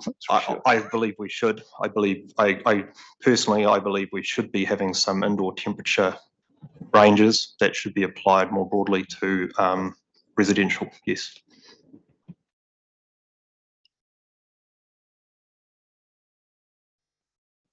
That's helpful. Thank you very much. Thank you. And we had exactly the same issue down in Wellington with Mr. Selkirk's boss, and they got locked in a room with the Wellington City Council ventilation person for 4 days until in a non-ventilated space. I was going to say, was it mechanically or personally ventilated? Anyway, I think the good news, but what they did say was, and it is relevant to this, is that they did say it would be useful to get some general guidance down in Wellington. I mean, they have more issues with airports and other things, but the idea was to actually get some standard implementation guidance in the district plan to assist people understand how they could meet these acoustic heating and cooling, and in situations where on busy roads or around airports you needed to have windows closed. And the council was open to the importance of actually having some sort of guidance that people could just look at and understand what they had to do, rather than diving through overseas standards and guidelines. So it's definitely on the radar, and I think as intensification becomes greater in cities and in around busy areas, it's something that I think we should address. So feel free to make a recommendation in your decision. I'm sure we can go to government and get more regulation. Thank you. Yeah, thanks for that. And I'm aware that we don't have any sort of contrary perspective on this as well. So is that something that you might actually bring? I mean, obviously we can't bring in new evidence through reply, but it would be helpful to have a view on it. Just given the 2-week turnaround from receiving the evidence, we didn't have an opportunity to respond to that, but we are following up, and more than happy to work with Kāinga Order in terms of refining those rules through our closing statement, if that's helpful. Yeah, I'm very happy to do that. And as I say, I think the main concern Mr. Selkirk had as reference in his evidence, and it was the same issue down in Wellington, as I understand it, as a lawyer, not as a ventilation specialist, is if you have minimum air changes at a very high level, it ends up. There's no difference, is there, between a lawyer and a ventilation specialist? Now, this is Monday morning. One of the big issues, and it does relate to costs, is if you have minimum air changes, then it actually ends up all of your heating ends up getting pumped outside, and it ends up becoming a lot more problematic. So it's a little more subtle, I guess, is the point. So,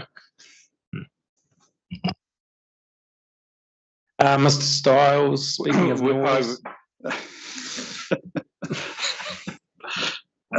Yes, I was just contemplating a coffee break, but I think seeing Mr. Stiles come forward so enthusiastically, we'll take him. Thank you. Mr. Stiles will be known to you, I'm sure. So I shall let him present his evidence, answer any questions, and then happy to take the break if that suits, and then finish with Ms. Tate. Thank you. Good morning. I'll be quick so we can get to coffee quick. The issues are quite small in this case. We are only dealing with rail and not road and rail. I'll start with noise issues.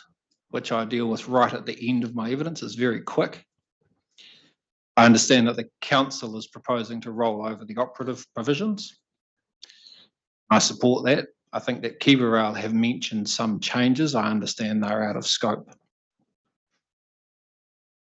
If that's the collective understanding, I think we can leave it there. So moving to vibration, Kiwi Rail have sought specific vibration rules and standards to manage vibration in the receiving environment. Essentially, they are seeking that the vibration level in the floor of new buildings should not exceed a vibration level of 0.3 millimeters per second. That's an acceptable level. There's no argument with that. The issue is the practicability of it and the cost of it. To determine the level of vibration on a site, you would have to do measurements on that site before you do the design of the building. You would have to measure 15 train pass-bys at least. You have to know that the rail is operating normally and not at some reduced speed for maintenance or some other reason. That might take 2 weeks to do if the trains are running frequently. So then you might go and design your building. For a single-story building, you'd be looking at some sort of base isolation system. My homework on costs for that is that it's in the order of 100,000 for the extra work, including flexible plumbing, wastewater, all these sorts of detailed problematic issues. More to the point here is how you would deal with a multi-story building. There's no real engineering solution for that that's off the shelf. It would be bespoke, complicated, and high risk. And my concern and my advice has always been to my other clients, including Kaingaroa, is that we might go and do the measurements next week and find a certain vibration level, design the mitigation, build the building, and in 2 years' time, the trains and rolling stock that might be going past could be different. There could be dilapidation in the rail, there could be square wheels on the rolling stock, and the vibration level could be higher. And if there was a standard in the plan that wasn't being met, that would make it unworkable. There'd be a compliance issue. So there's no, the complexities and practicalities and cost, in my opinion, are significant, and weighed against the low number of trains that we're talking about, I think is a concern. So I don't support those standards. The council don't appear to support them either. Kiwi Rail have suggested that they would support an alert layer, which is no design controls, but simply a layer in the plan alerting prospective owners, occupiers, developers to the fact that trains may generate vibration in that area. You may feel it. I think, given the magnitude of the issue we have here, that that's a workable solution.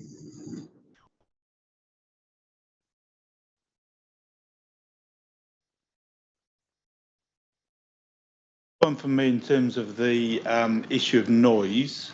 In your paragraphs 4.3, 4.4, I'm slightly confused. I think so. So my understanding is every Kiwi Rail and Council agree to retaining the operative standards. Are you saying in 4.3 though that you don't support that because you're saying you don't support a standard setback distance, and isn't the operative based on a standard setback distance? Yeah, I appreciate that question. I probably didn't explain it too well.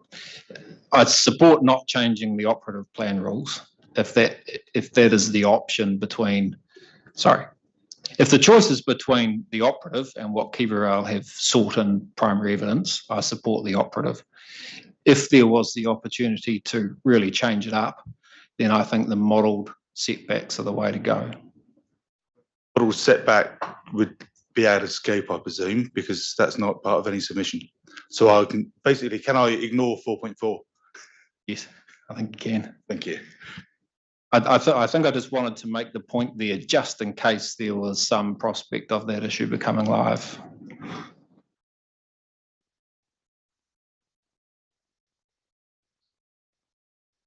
One, I think I read somewhere that, and it might be in the council evidence, in terms of the alert level overlay, a difference between, I think it was 60 metres and 100 metres. Do you have a view on that, given that it is a sort of non-statutory overlay?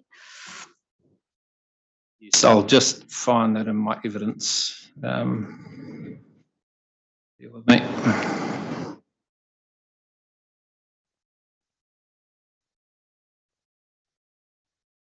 I think I addressed that point directly. Actually, I don't know if I do, but I support 60 metres. Yeah. And what's the basis for 60 versus the 100, taking into account that it is non-statutory?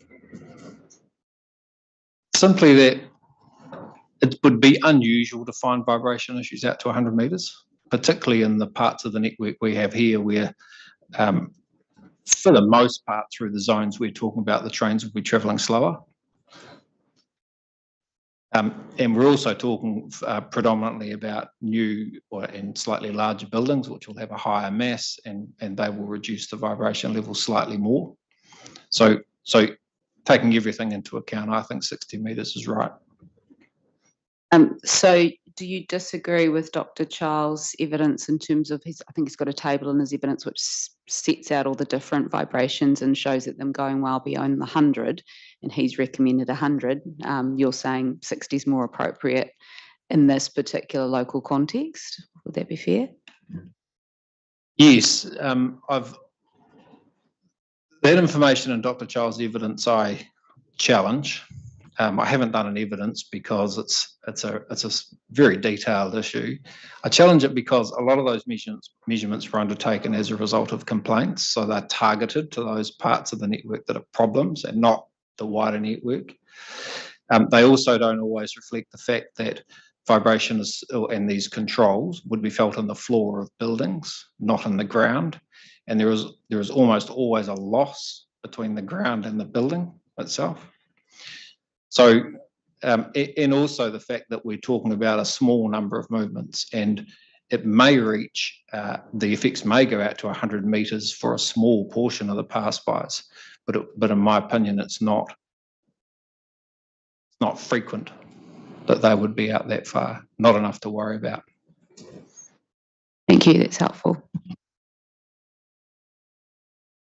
One question, under 3.7, you talk about that the adoption of the BPO to manage these effects, that's your approach. What would constitute a BPO in this particular instance? It gets a little complicated. In that paragraph 3.7, I'm talking about the things that Kiwi Rail can do within its network to reduce vibration. Now, I appreciate that might immediately be taken as a reverse sensitivity effect, but in fact, it doesn't have to be. It could just be Kiwi Rail doing what they need to do to avoid the worst of their adverse effects going beyond their designation corridors. And so that's just their duty under Section 16. And so my approach is that if they're doing everything inside the corridor, the receiving environment picks up whatever spills out, essentially. It may be that there are particular sections of the rail network that are that require maintenance, that require new ballast or continuously welded rail if they're passing through high density residential areas. Potentially, if there's a lot of freight and it's at night, perhaps they could be slowed down at night, or avoiding acceleration through residential areas at night. So these are all the relatively subtle things that Kiwi Rail could be looking at to reduce the effects before the receiving environment has to deal with it. Right. So we had a short trip around parts of Tauranga last week, and we drove past some of the rail network through an area around Otamotai. Are you familiar with the rail network in that part of the city? I haven't travelled the rail network, but I'm generally familiar with that part, yes. And in terms of your view, what's the general condition of that part of the rail network in terms of, you mentioned dilapidation earlier on, and we've heard other evidence about the effects, ballast and a whole range of soil types. What's your view in terms of those sort of issues that may impact on, say, medium density housing in that area and potentially high density? I have to say it's been some time since I've been in that part of the community, and I don't have a clear recollection or knowledge right now of what the state of that line is, so I can't answer, sorry.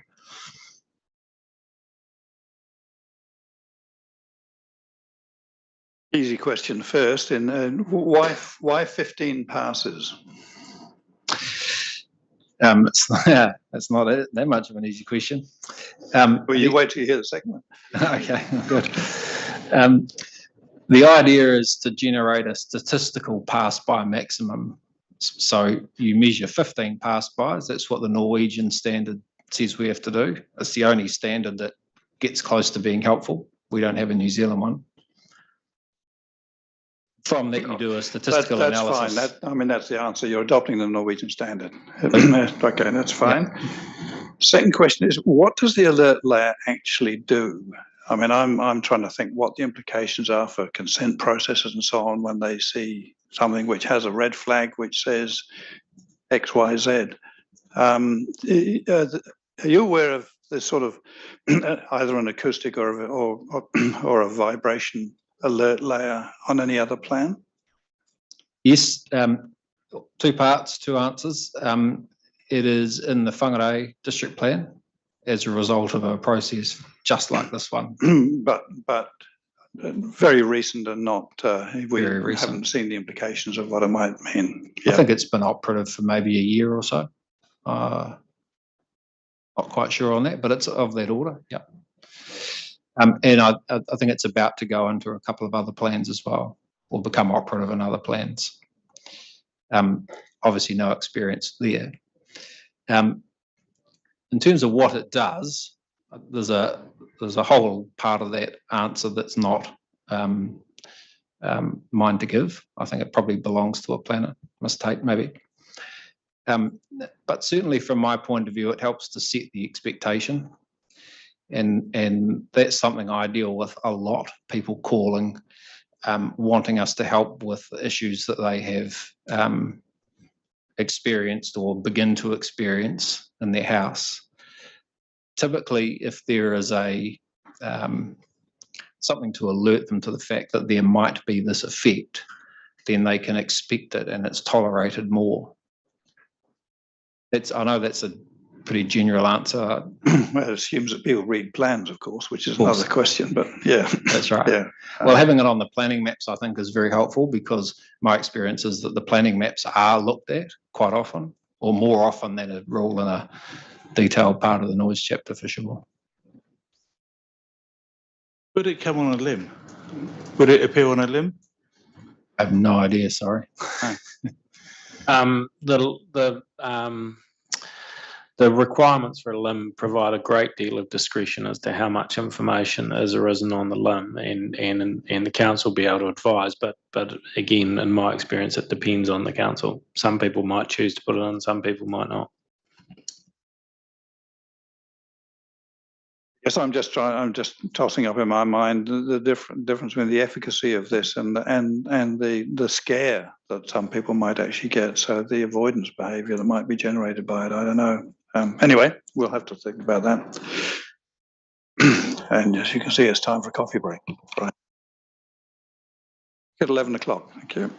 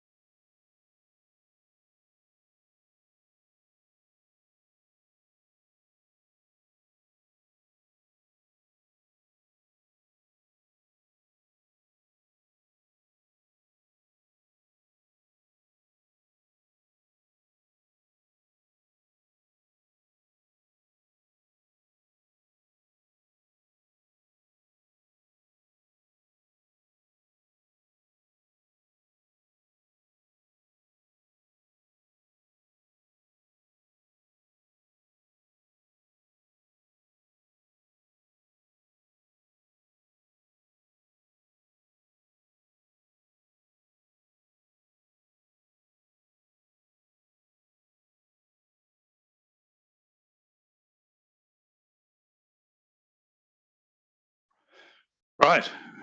We're ready for you, Ms. Tate. Thank you. Ms. Tate, now she's done a short summary statement to try and summarise 280 pages of planning evidence into something slightly smaller. Thank you. Which is why we had a coffee break. Well, I gave you 2.5 pages, but I've been frantically jotting down notes, so it might take me a bit longer. So the summary here that I've got is really just to recap on some of the issues that have come up last week, and then some more from this morning already. So I guess it's no surprise I don't support the 16-metre height in the high density zone, and I've covered that off quite extensively in 10.21 of my evidence.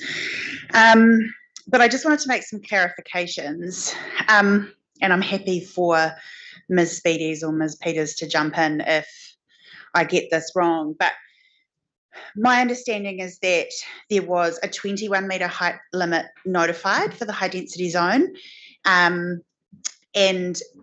KO sought an additional 1 metre on that to 22, and that was around the town centres, but not the local centres. I think the local centres were notified at 16 metres.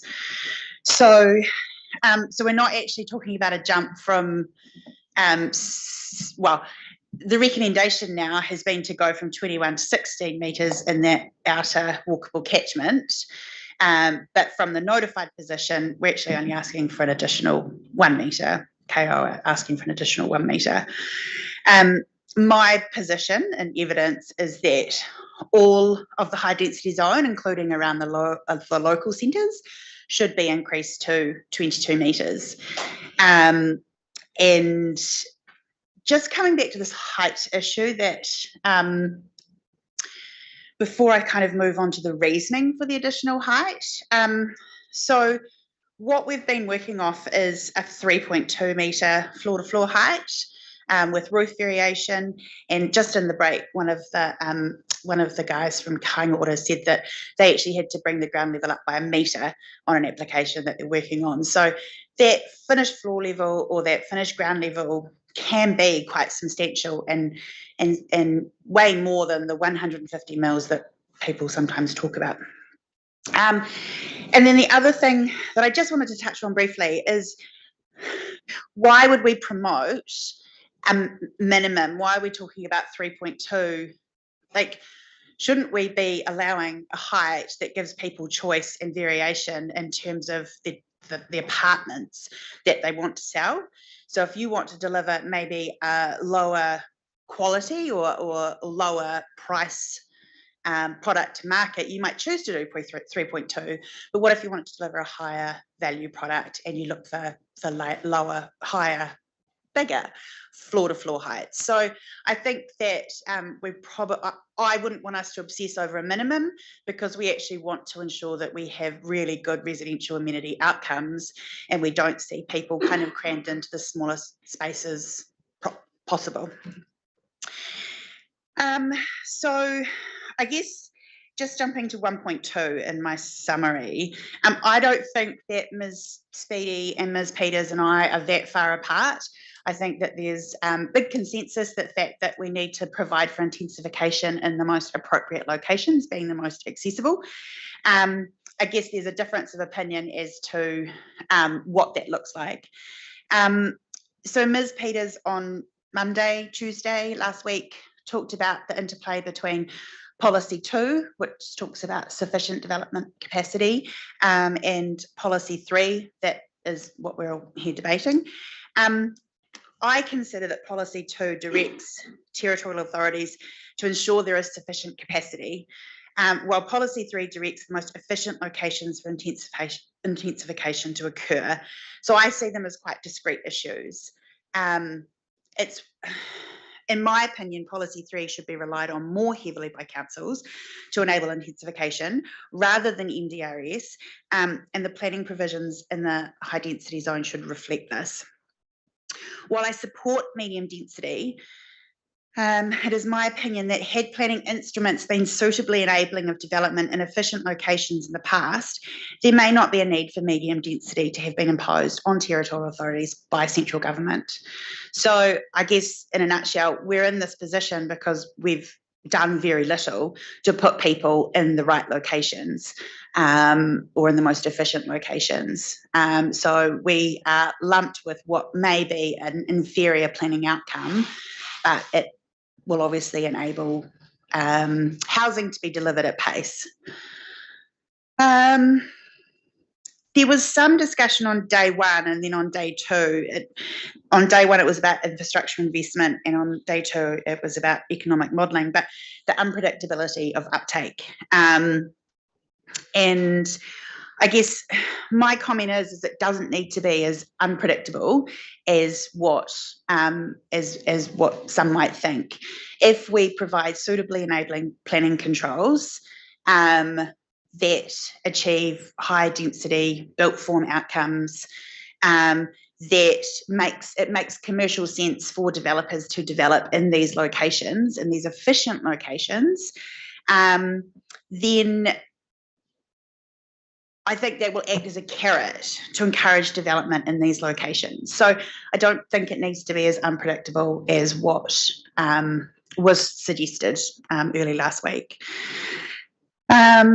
And I consider that the recommended 16-metre height is not sufficiently enabling of intensification. And then there's the commentary of Mr. Foy about, well, actually, would you choose to do medium density or would you go through a consenting process to build a feasible building within the 16-metre height band?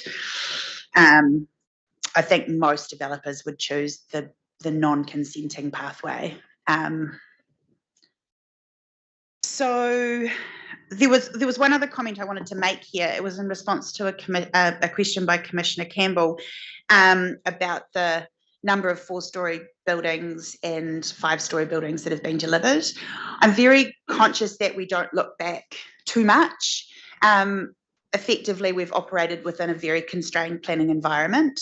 So I don't think looking back is necessarily a good proxy for what we'll get going forward.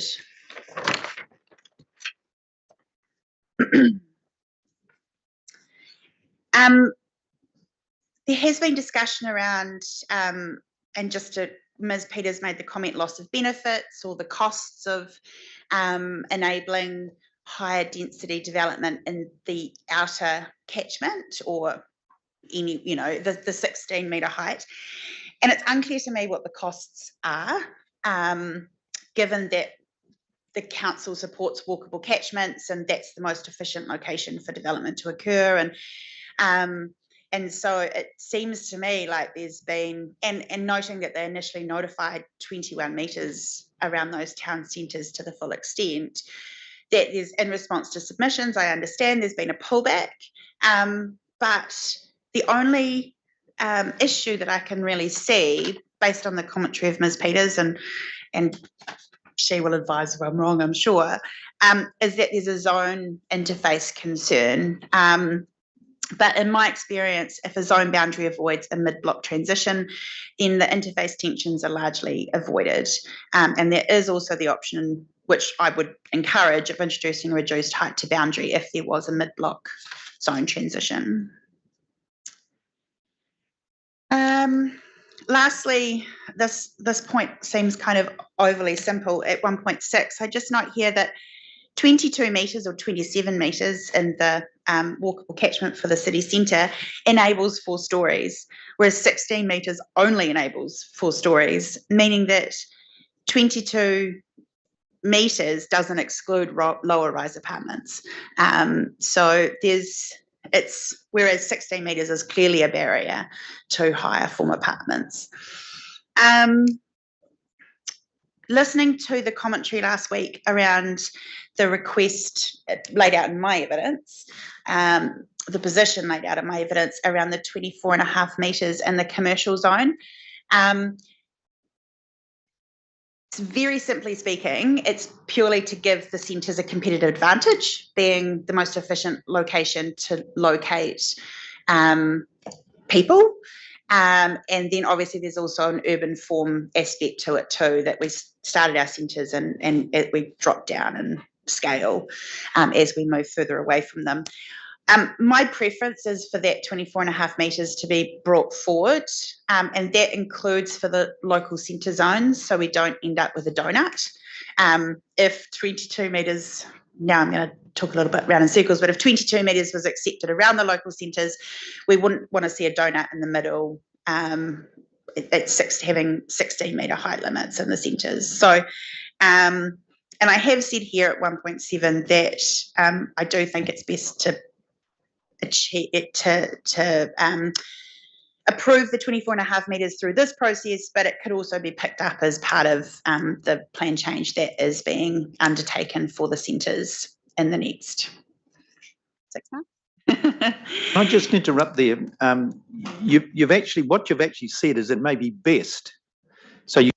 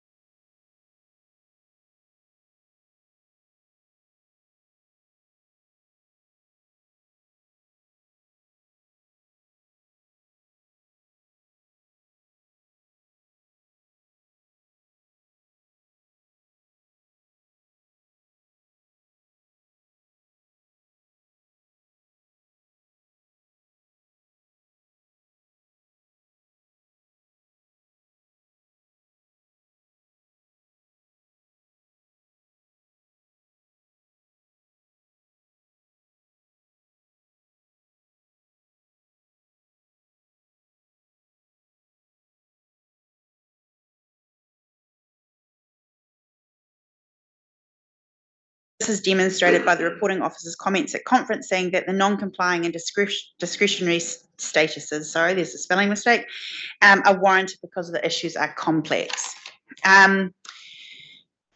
I found the input of Mr. Ellis on day 4 to be valuable. There was much discussion at conferencing on views and view shafts, and again, even on day 4 when Mr. Ellis spoke.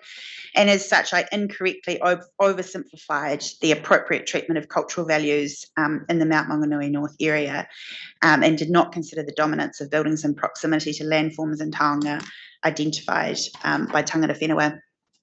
And I note that there was no iwi representation at conferencing, so this was the first time that I had heard from the horse's mouth, so to speak, this information. To this end, I suggest that the proposed qualifying matter, the Mount Maunganui SEPA, more clearly distinguishes the cultural issues from the landscape issues. Ideally, I would recommend 2 qualifying matters, one for cultural issues and one for landscape issues, but Mr. Matheson's told me I'm probably really pushing my scope argument there. But I'd like to see a discretionary activity status for overhyped buildings with respect to cultural matters in this area. And there's a requirement to demonstrate consultation with tangata whenua as part of a resource consent application. And that's really because I don't see the merits of a landscape report, how that will inform the cultural issues. I see them as quite discrete issues. So the rule currently requires a landscape report, but I'm not really sure how that would inform the cultural matters. Just thinking that through, I mean, cultural landscape forms part of a landscape, doesn't it? Mm-hmm. And part of the key issues we're being asked to consider here are the cultural viewpoints, which then come back to the cultural landscape and the things that are important. And we've got, you know, the relatively recent Tangiatu Manu, which requires that consideration is given to cultural values and cultural landscapes through landscape assessments. So I guess I'm struggling to see why there isn't a pathway there. I guess tangata whenua would be able to advise, the landscape, the cultural landscapes.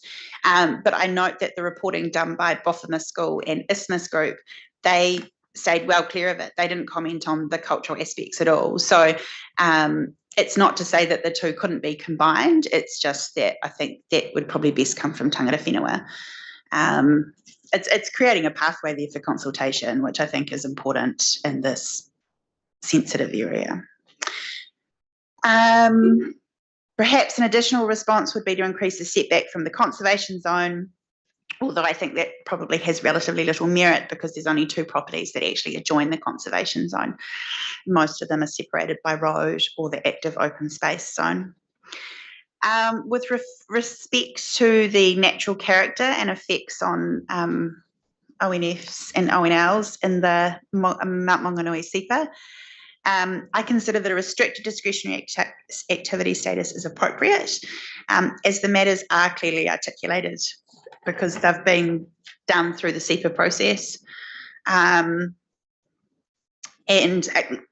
as per the SEPA, I've revised my position and I'm comfortable that height be the trigger rather than a setback trigger. I acknowledge that the Adams Avenue QM is existing and has a non-complying activity status, although I see no reason why this cannot be revised to restricted discretionary activity status, given that the matters of discretion are clearly articulated in 6A43. And I've recommended that the cultural issues be addressed separately. I haven't got any notes here, but I just wanted to comment on Papakainga. So there's kind of 2 parts to what I'm advancing in my evidence. One is the definition. And in light of the comments by Commissioner Morrison-Shaw, I understand that that's probably the bit of the argument that I'm less wedded to. I think the more pertinent issue is council are convinced that MDRS, or that the rules capture Papakainga, and I'm less convinced that it is so apparent. So MDRS is up to 3 independent dwelling units, and I think that by their very nature, Papakainga typically include shared spaces. So they're not independent, they function together. Or can function together. So I would still like to see explicit reference to Papakainga with a limit. I said 50 square metres per dwelling agglomerated. So I guess with 3, it could be up to 150 square metres of shared space. And I would still like to see that amendment made to the plan to make it explicit that these shared spaces are anticipated and provided for, without detracting from, I guess, the character of the residential zone, ensuring they don't become, large public spaces.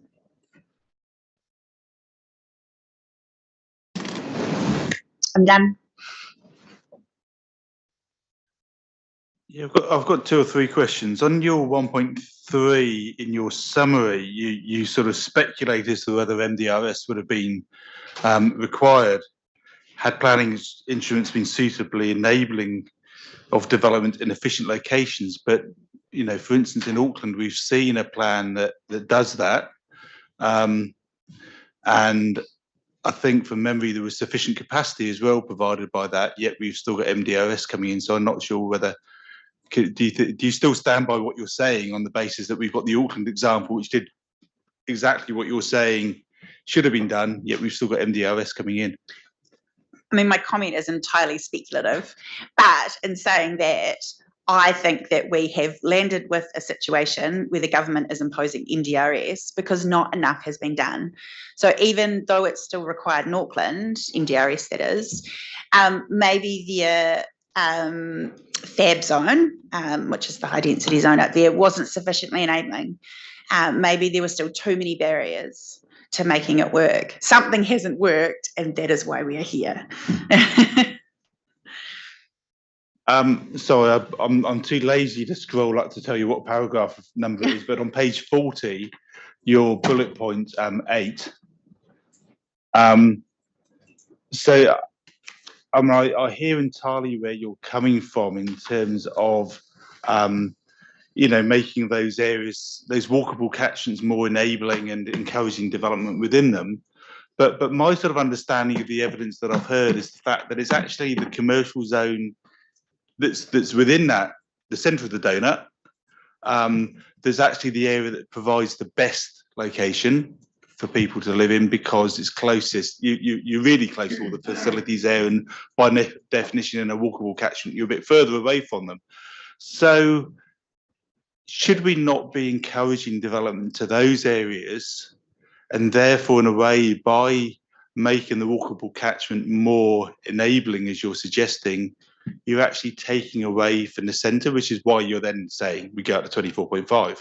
You know, is it an issue if we don't enable the walkable catchment any more than currently enabled by, say, 16 metres?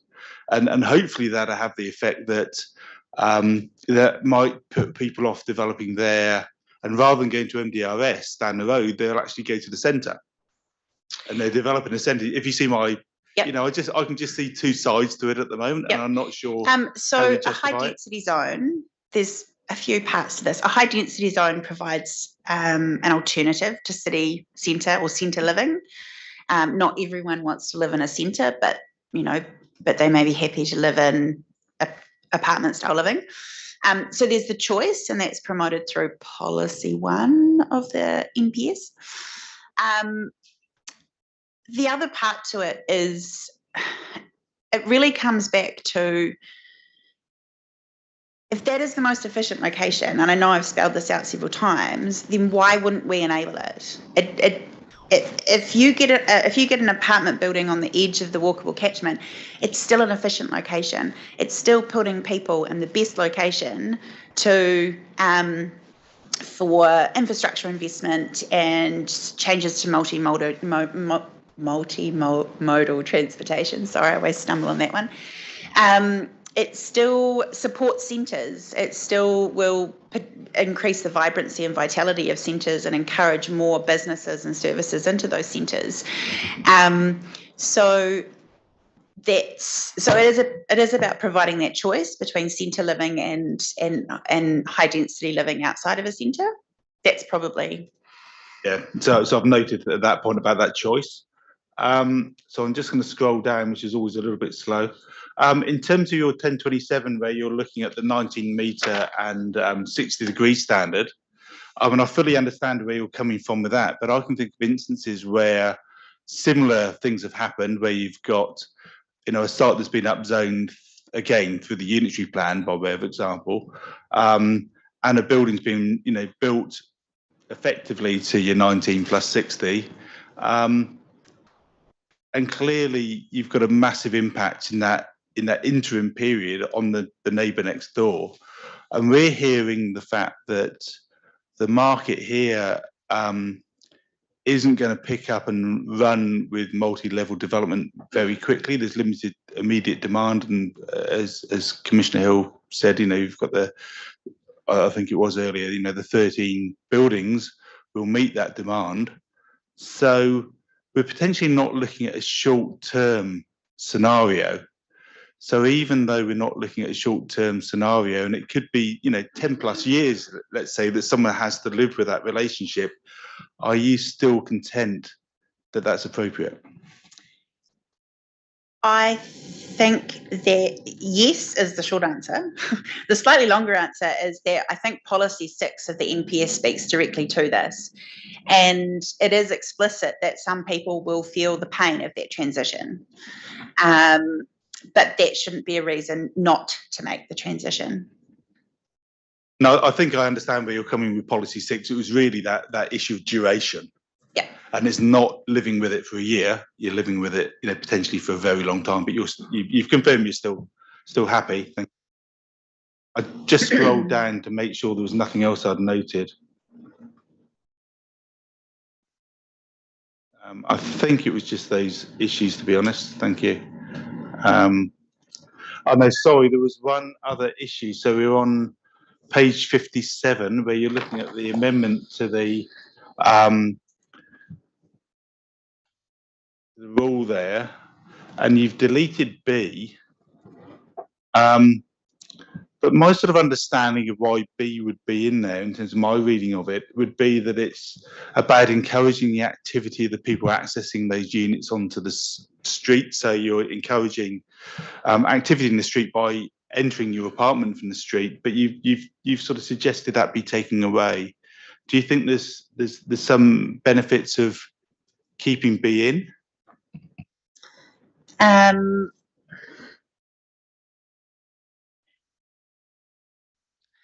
It's been a month since I wrote this, so give me a moment. So I think B just takes away the choice of the developer to how they best see the building operating. I think it comes down to building design rather than having directions in the plan saying you must do this. And I think I note here in my evidence, it's unlikely that businesses and residents would share an access for security reasons and privacy. Yeah, I don't think it's saying that though, is it? Isn't it just saying that, I mean, you're taking away the requirement that the principal access to the dwellings be on the street. And I appreciate what you're saying in terms of it's very unlikely you'd have a shared access for residents and for a commercial unit. Right. Yeah. But clearly, as I read it, often the purpose of bringing the residential access to the street is that people spill out of their apartment onto the street and they add to the vitality. And you've taken that requirement away as well. Yep, no, I understand now. I mean, maybe it just needs to be reworded to still get that activity at the front of the building, but not necessarily dictate that it has to be separated from the businesses. I know from other conversations that the developer may not want it on the street because it reduces their retail frontage. But equally, from an urban design perspective, there's other benefits. So you're happy that it be reworded? If it's reworded. Yeah, thank you. Yeah, just one from me, thanks. Down in your evidence at 16.4 and 16.5 on page 72, you're talking about managing reverse sensitivity effects on the Cameron Road corridor. Yes. And you've suggested some wording rather than, I think, you're talking about rather than a 32-metre setback to actually including traffic counts. Just had a question. Do we have that information in terms of a traffic count? And if we include a specific count in the plan, won't that date very quickly and require a plan change to update? So I think they're two separate issues. The 32-metre that should be marked on a map rather than someone getting out their scale rule. And the second part of it was the traffic count. And I think council have updated that, maybe Mr. Musk can confirm, or Ms. Speedy, to say that the council will have this information readily available. It just removes the need for everybody to go out and do a traffic count and incur that cost. But I think council is going to include an advice note saying that will be readily available at council. So that's in place of having the actual amount included in the rule, and you're comfortable with an advice note? Yeah. Okay.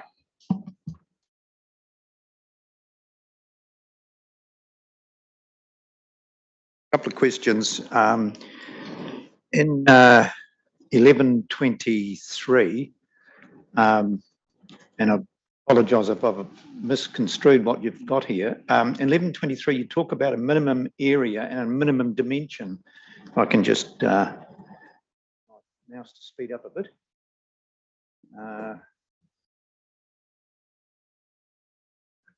In that table, if I can find it.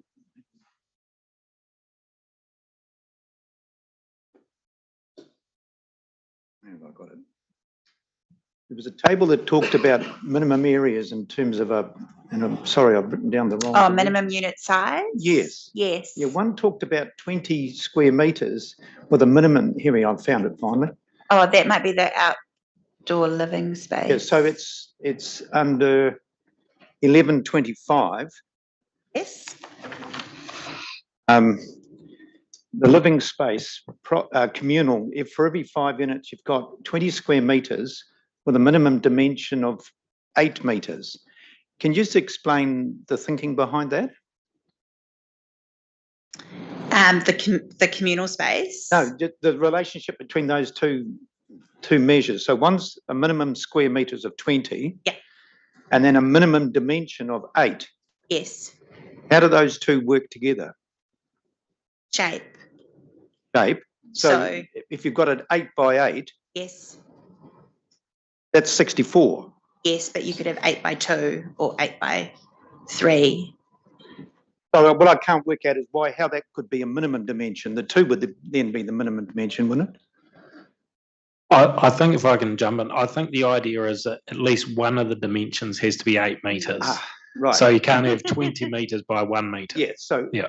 Okay. So it probably just needs to be tidied up a little bit.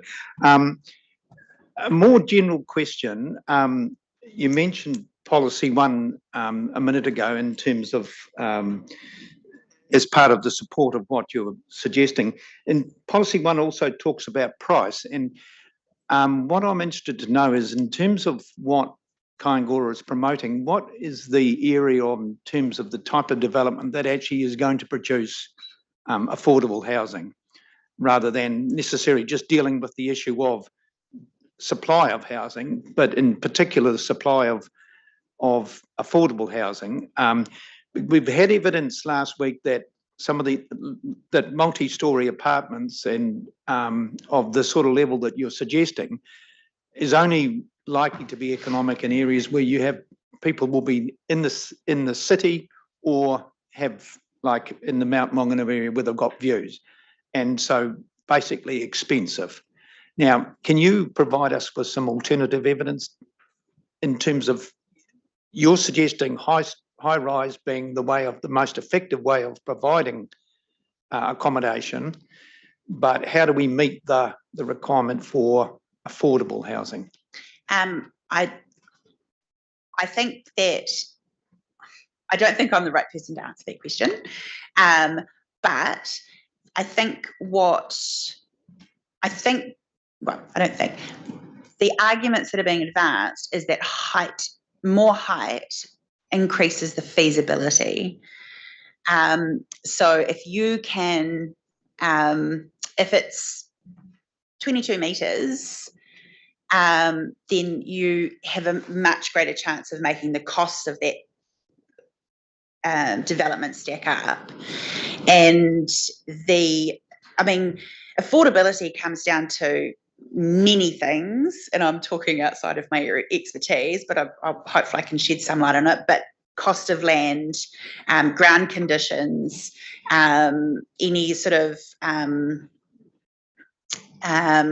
what's the word I'm looking for? Any works that might be required to deal with flooding, or so there's many costs that go into determining the ultimate cost of an apartment. So I think that, if you're looking at Mount Maunganui, the land costs probably are high, so you are probably going to get more expensive apartments. I'm not familiar enough with Tauranga, but maybe along the Te Papa Peninsula where height's encouraged, you would get more affordable apartments. So does that answer your question at all? Otherwise, I'm speaking way outside of my field. Ms. Beneke probably best place to answer that from a Kaingora perspective. Okay, so before my last question relates to 9.3. I'm just wanted to make sure I've read this correctly, where you say that on your page 26. Sorry. It's all right. No. Too many pages. Yep, page 26. Yes, I'm here. And policy 3A is prescriptive, whereby unlimited building heights and densities are required in the city centre zone. Is that what you actually intended to say? Yes.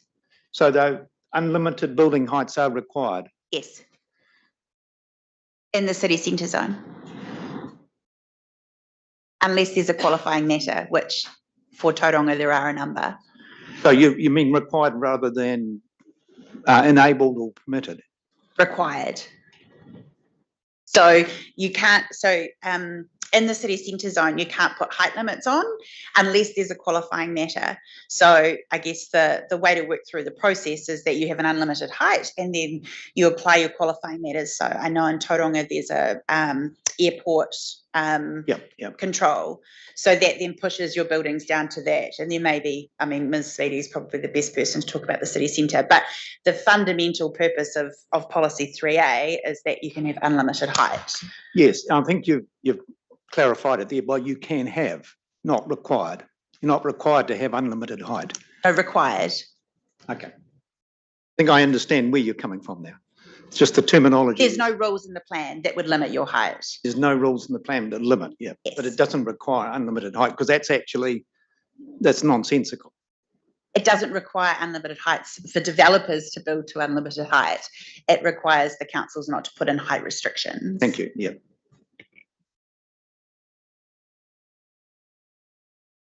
In terms of affordability, we obviously see that, and the MPCD is basically bringing this in terms of land cost.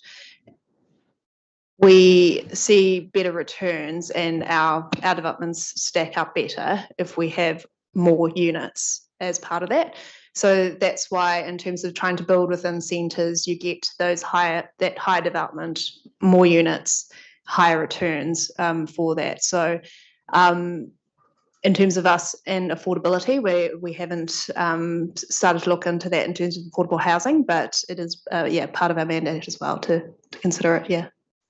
So if I just follow that up, in terms of Kaingoro's role as a provider, rather than some of your other roles, what is the intention in terms of Tauranga in terms of providing affordable housing? Is it in the high density or you're looking at medium density? Where's your focus going to be?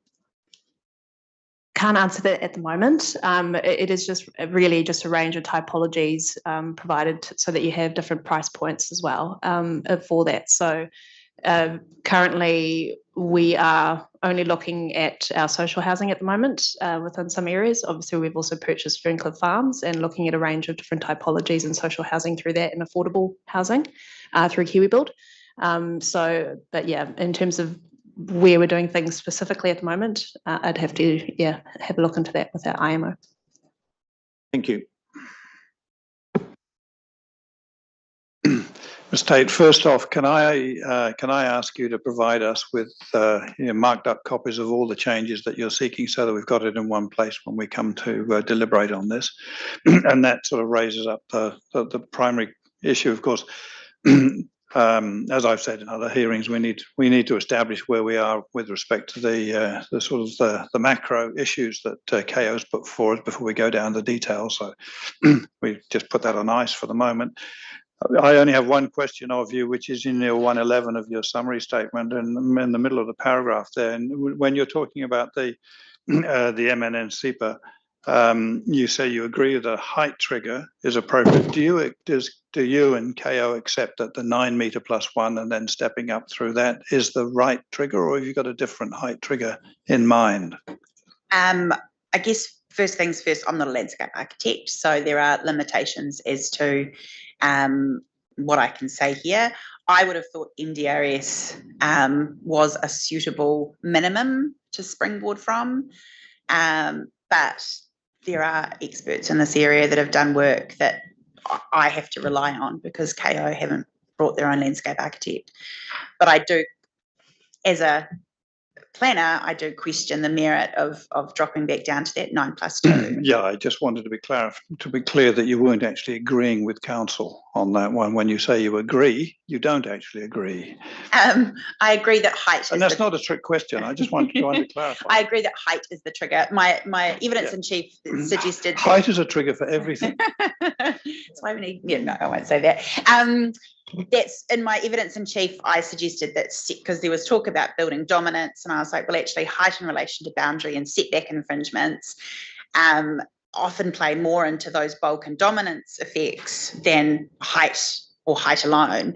So my evidence in chief suggested that maybe actually a more appropriate trigger would be the setback trigger, but acknowledging that there is high density zone, whatever that height is ultimately determined to be, along by Beretta. I think height probably is the more appropriate trigger. And my final comment is in defense of donuts. I actually quite like donuts, and they're getting a really bad rap through this process. Thank you. You'll have to wait another hour before you have your donut for lunch. I won't take an hour. I just want a couple of points. If the subject to the chair's leave, we would like to file a memo by Friday with Ms Tate's provisions and Mr Selkirk's material requested. I want to just a couple of other sort of wrap up points. I think the first one, which is often overlooked, is the demand in the MPSUD for housing choice, and that's housing of different sizes, different shapes, some outdoor areas, some not outdoor areas, and you know, from the experience around the country, the concern seems to have arisen with, you know, 500 square metre lots, a 200 square metre building, a big yard, and that's been an expectation, and that immediately gives rise to affordability issues. Not everybody can afford a 500 square metre piece of land in a city, and one of the main drivers from my perspective coming out of the MPSUD, and particularly in the policies that talk about housing choice and housing topology, is that there is a much wider range enabled, you know, terrace housing, apartments. You know, you can still have larger houses, but you can also make available those smaller houses. And I think Ms Benecke's evidence, certainly in either stage one or this one, pointed out that actually a lot of their demand is going to the smaller units, 1-2 bedroom. And, you know, so when, also then when we talk about, you know, apartment living, there will be some people going forward in the future that actually they want to live in town, they can't afford a car. You know, if an apartment is affordable, they'll get an apartment. And it's easy to go to Mount Maunganui and say, well, look, all the apartments here are $3 million. Well, you know, there's going to be a lot of apartments in other parts of Tauranga that are not $3 million. But it does provide that choice, and that is really, really important. Particularly, and as I say, we're in Western Bay a couple of weeks back, and in terms of greenfields developments, and from my submission, the full effects haven't been felt yet, but the impact of the MPS HPL on greenfield development is going to be significant. There's already been at least one development in Auckland that's been turned over because of the MPS, highly productive land. And what that does say is, again, it reiterates what Ms Tate says, we've got to look forward, not look back. And that will mean that there will be more intensification in and around towns. And if you are going to have intensification in town, let's put it in the right place to the extent we can. On that note, height, in my experience, even as an RDA criteria, is the one, you know, the Rubicon, the point as a developer you don't go beyond. As soon as you start saying, well, yes, but you're, I mean, I've had this situation, the hearing panels have said, well, why don't you just allow 16 and allow people to apply for resource consent to go to 22? And you go, well, that's fair enough. But even as an RDA, the risk profile for a developer of applying for a consent to breach height immediately gives rise to notification questions. It gives rise to delay. It gives rise to potential appeals. And it gives rise to an expectation from neighbours saying you're breaking the district plan. And it doesn't matter how many times you say, well, it's an RDA, there are criteria. People will see that as a limit. And I know probably banging on about it, but if you give a permitted height, people will build to that height because that's the low risk option. It doesn't mean you have to build to that height, but it means if you need to do that to make the numbers work, you can. And I'd really reiterate, if we want good outcomes, not just good planning rules, we really do need to make it as easy as possible and as risk-free for developers to build that. And then lastly, just on this maximum residence on the site provision, I had a look at that rule, and the reference is maximum resident 8. I think it says, I don't have the exact word, but it's something like a maximum of 8 residents on site, bracket excluding staff. Now, if I was a cunning lawyer, I'd go, well, there's no limit at all on staff, so you could have 20 staff. So actually, are we better off not just to be clear as to if it excludes staff, how many staff? Because someone could read that and say, well, the 8 must include staff, otherwise you could have unlimited numbers. And I'm sure that's probably not the intention, but my instructions are that if it was made clear that it was 8 residents and you had an allowance for staff, then that would be suitable. But I'll cover that in the memo too, just to be clear. But anything else? Otherwise, thank you very much and good luck. Yes. Thank you. Good luck indeed. Don't worry, the legislation will change again soon.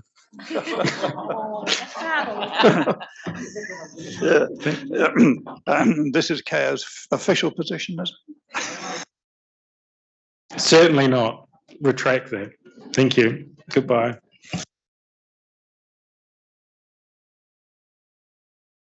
All right, next submitter is Maureen Anderson. Is she here?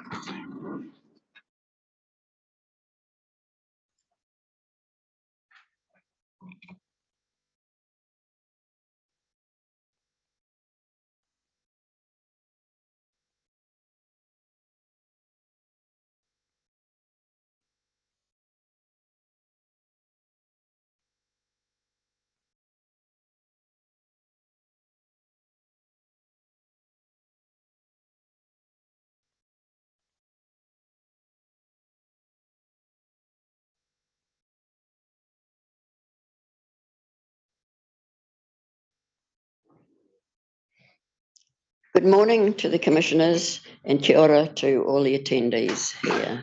Morning, Ms. Anderson. Dear, I'm a bit short. I would start with a correction to my submission. The number of lots in 12 Acre Wood is 78, not 72. And any reference I make in relation to my opposition to Plan Change 33, HDRS, HD, FDRS and MD applies only to 12 Acre Wood subdivision in Pies Pa. And if I can just add, Ms. Anderson, the commissioners did actually do a loop around the property, so we do have some physical familiarity now. Well, that's grand. It's a pity you didn't let us know. We'd have put morning tea on for you. Yes, that might not have been appropriate. Thank you. Welcome, but not appropriate. I presume, relying on past chairing experience, that the commissioners have read my submission. Therefore, I will not read my responses to roading, reserves amenities, or stormwater, but will go to the outcomes of Plan Change 33 and the reasons for my submission.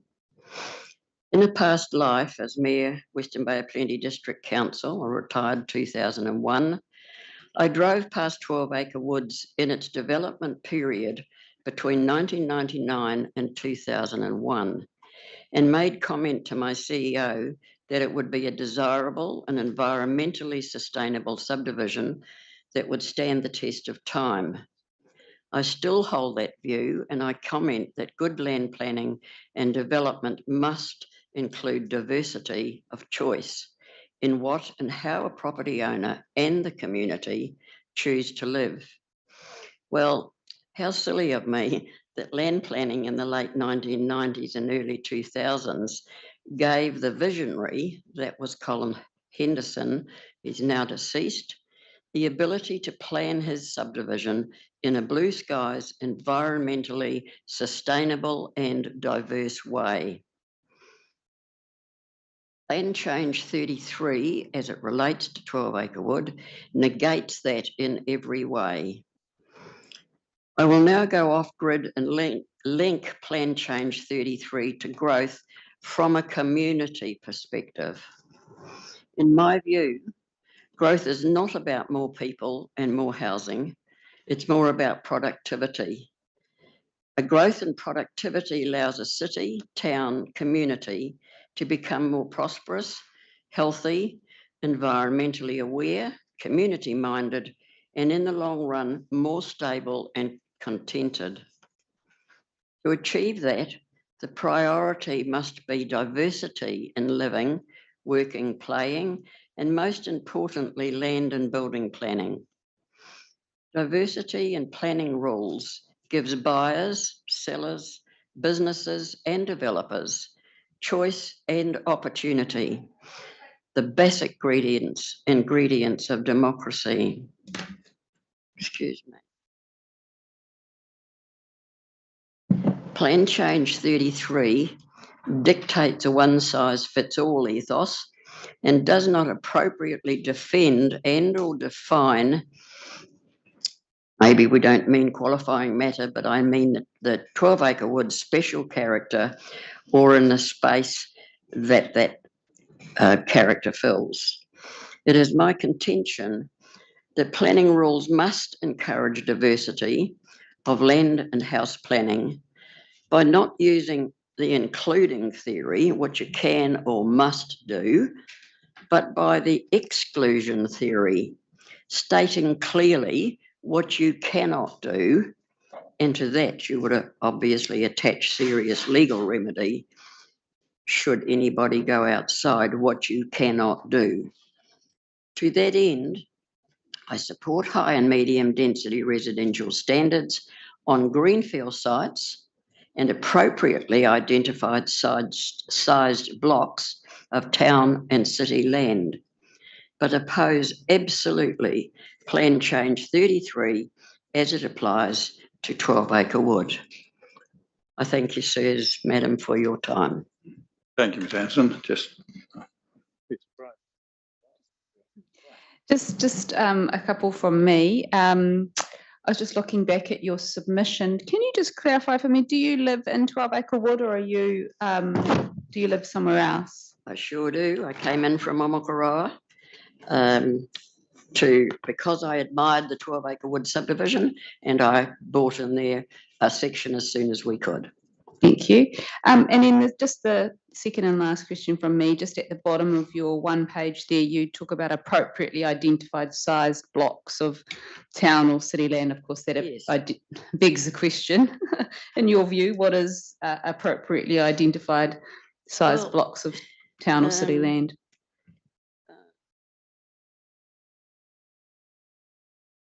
What I'm meaning is that a community is made up of many, many people.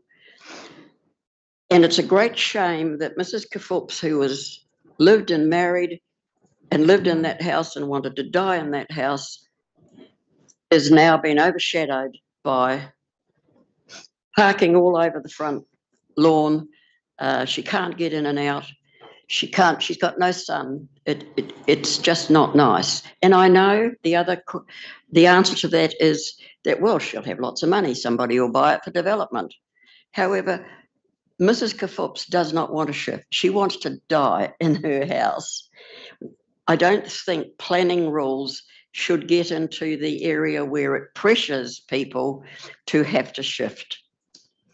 So appropriately appointed or created land inside a city would mean that if a developer wants to actually develop whatever you want to go to up in the city, he should have to make sure that he purchases the whole block so that you've got the ability to service all of that in the correct way, and people who buy into it actually know what they're buying now and forever. They don't have to be chased out by continual changing planning rules. Thank you. Thank you.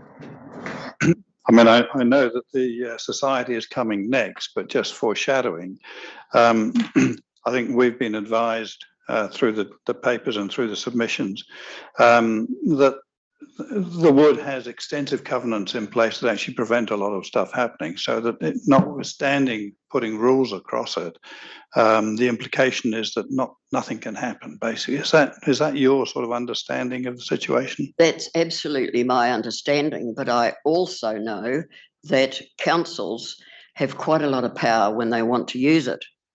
And whether they can legally overrule our covenants and what our corporation, I don't know. I haven't checked legally whether that's so, but I believe Michael Stemmer, who is a lawyer, might be able to more suitably address that. Yeah, thank you. I'm really passing that to him through you. So thank you for that conduit. Thank you.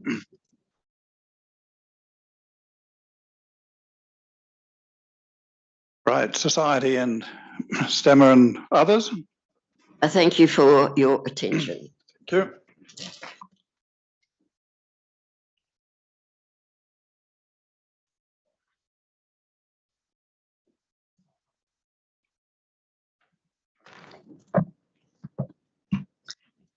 Good morning. I'm Linda Hitchcock. I am the Secretary of the 12 Acre Wood Residents Society, and I'm here speaking on behalf of Mrs. Pat Henderson.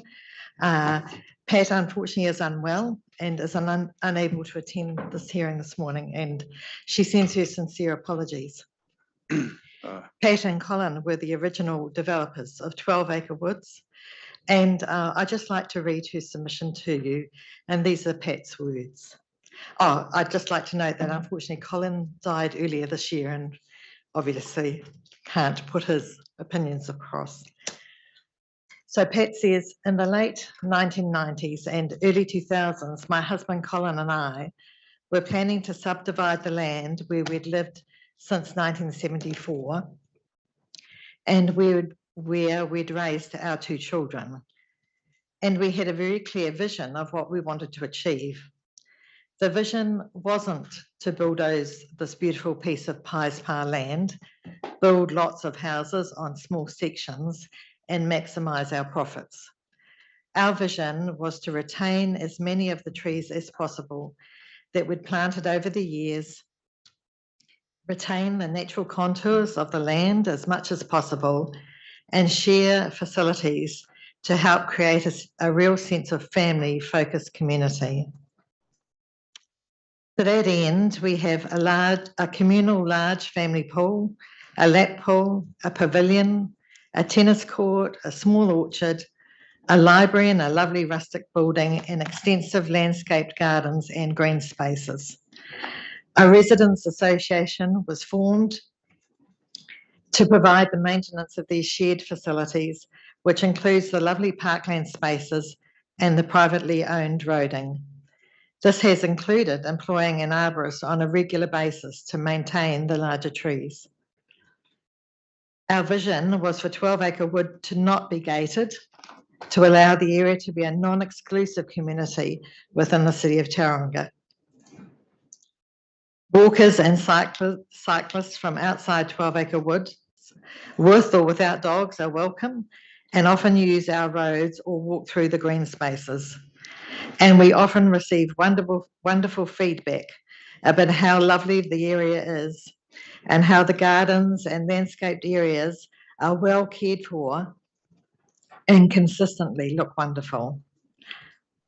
I find it difficult to understand why intensification is proposed for this neighbourhood, which was developed with green space, large plantings and communal facilities long before the small set of shops were built at Pies Pa.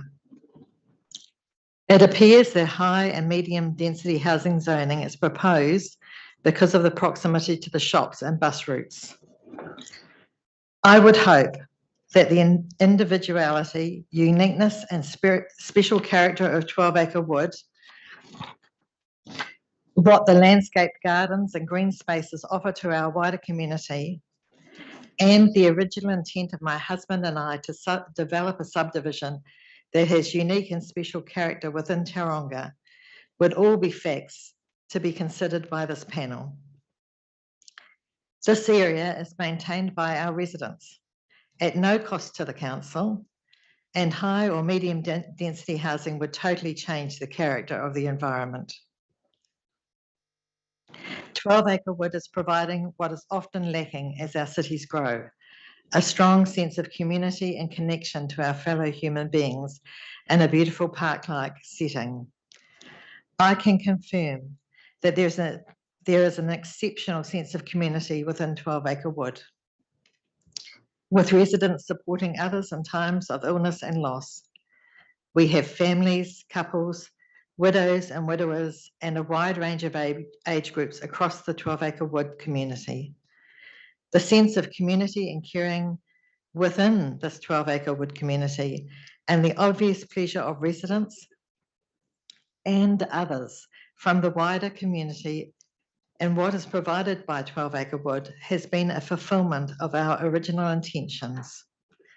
And I only hope that we can provide this sense of community and park-like grounds for many, many years to come. This model, that is 12 Acre Wood, has worked for over 15 years and is unique to Tauranga. Pat also asked me to invite the panel to come and visit, but I hear you've already done that. I just hope that you managed to see the green spaces that are in the centre of 12 Acre Woods, the gardens, and while you personally only visiting would not have had a chance to talk to the residents, I wish you could really have had the opportunity to do that, because what 12 Acre Woods offers to its residents and the community is just something out of the box.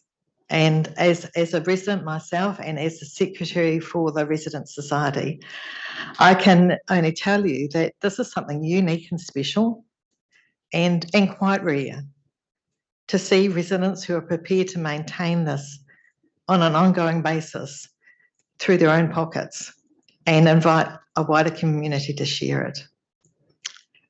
So thank you for your time, and thank you for me allowing me to present Pat's thoughts. Thank you, Ms Hitchcock, and please convey our best wishes to Ms Henderson too. Thank you, and Pat has authorised me to answer any questions on her behalf. Should we just take all the presentations and then we'll just move to general questions? Yes, certainly. Thank you.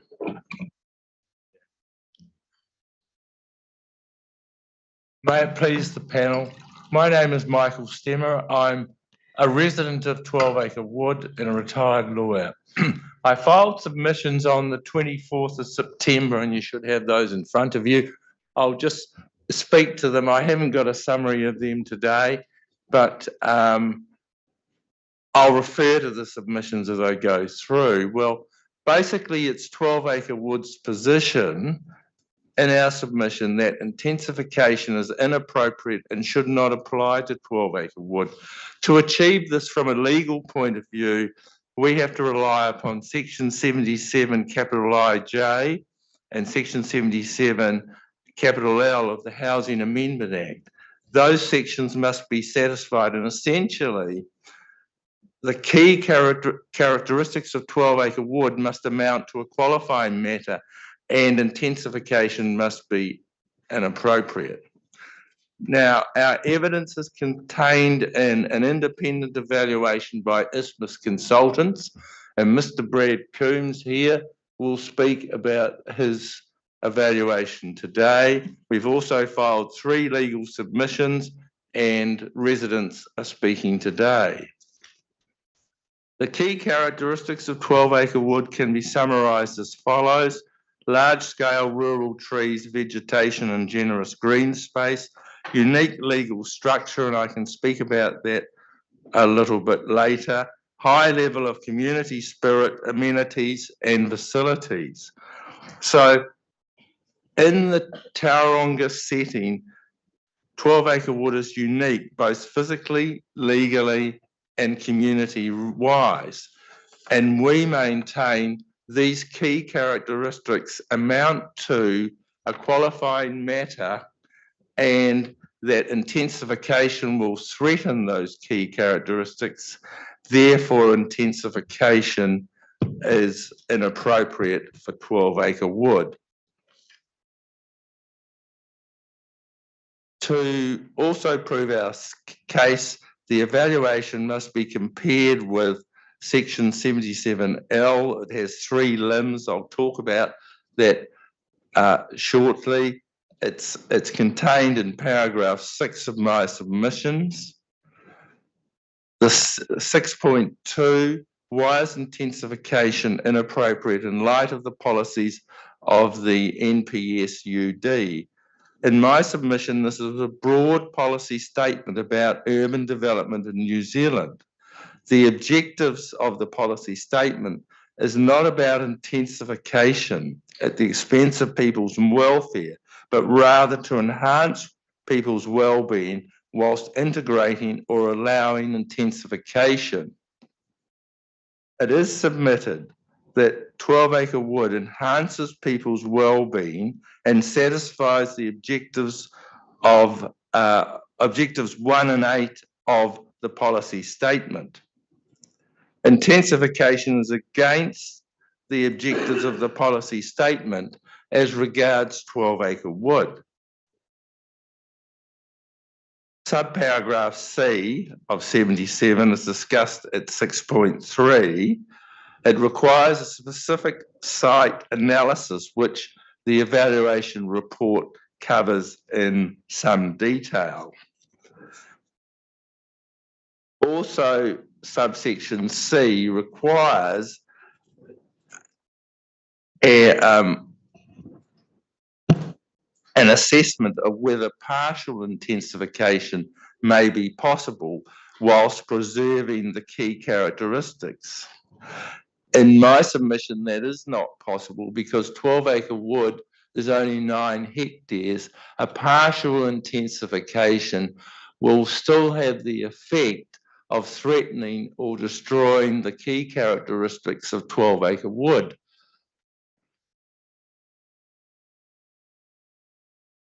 Some other relevant matters in relation to 12-acre wood. The integrity of our services and facilities will be threatened by intensification. The facilities and services were designed for 78 households, not 150. It's important to note also that our roads are owned and maintained by 12-acre wood, and intensification would add to the costs of maintaining those roads. I also draw the panel's attention to 7.2 and 7.4 in my submissions. I've also discussed in some detail in paragraph 9 about what I believe is the correct approach to consider the key characteristics of a qualifying matter. And it's my opinion that you first consider the key characteristics inside the legal framework of 77IJ and 77L before categorising the qualifying matter, for example, as being of special character. So you look at the individual qualifying matter first before you categorise it like special character. In paragraph 10 of my submissions, I discussed the approach of the Tauranga City Council. I set out in some detail in my submissions at the strategic hearing that TCC's approach to qualifying matters in Tauranga is incorrect. It's too restrictive, too narrow, and more properties and sites need to be considered. Why is it that in the Auckland City Council, it considered and visited 21,000 residential properties which exhibited special character, when Tauranga City Council considered 34 sites for built heritage qualifying matters across our city of 150,000 people? Other councils like Christchurch City have a similar approach to Auckland. Finally, it is my submission that 12-acre wood is a unique area, both physically, legally, and community-wise. Intensification will destroy those key characteristics. Intensification is therefore not appropriate for 12-acre wood. Thank you. And I passed you the option of talking about the covenants and the way that those will play out. I can talk about those now. The way our covenants work is covenants registered on every resident's title, but they are integrated with the incorporated society rules so that every resident must be a member of the incorporated society and follow those rules. Now, there is a covenant, and the covenants basically state that you can only have one house per lot, but the rules do that as well. Now, if, for example, a resident decided out of greed or otherwise to build a multi-storey development, 12-acre wood would be forced to apply to the High Court for an injunction to stop them, right? We believe that this is unnecessary. Why should we be forced by the PC 33 to take expensive High Court action to protect what we have, which we believe is a lovely environment which the public walk through as well.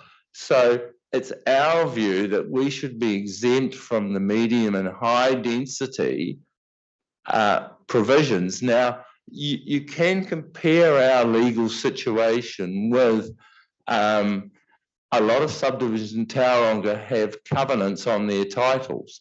If somebody decides to build a multi-unit block which is against covenants, then it's only the immediate neighbours who are going to try and fight that, because some of these subdivisions say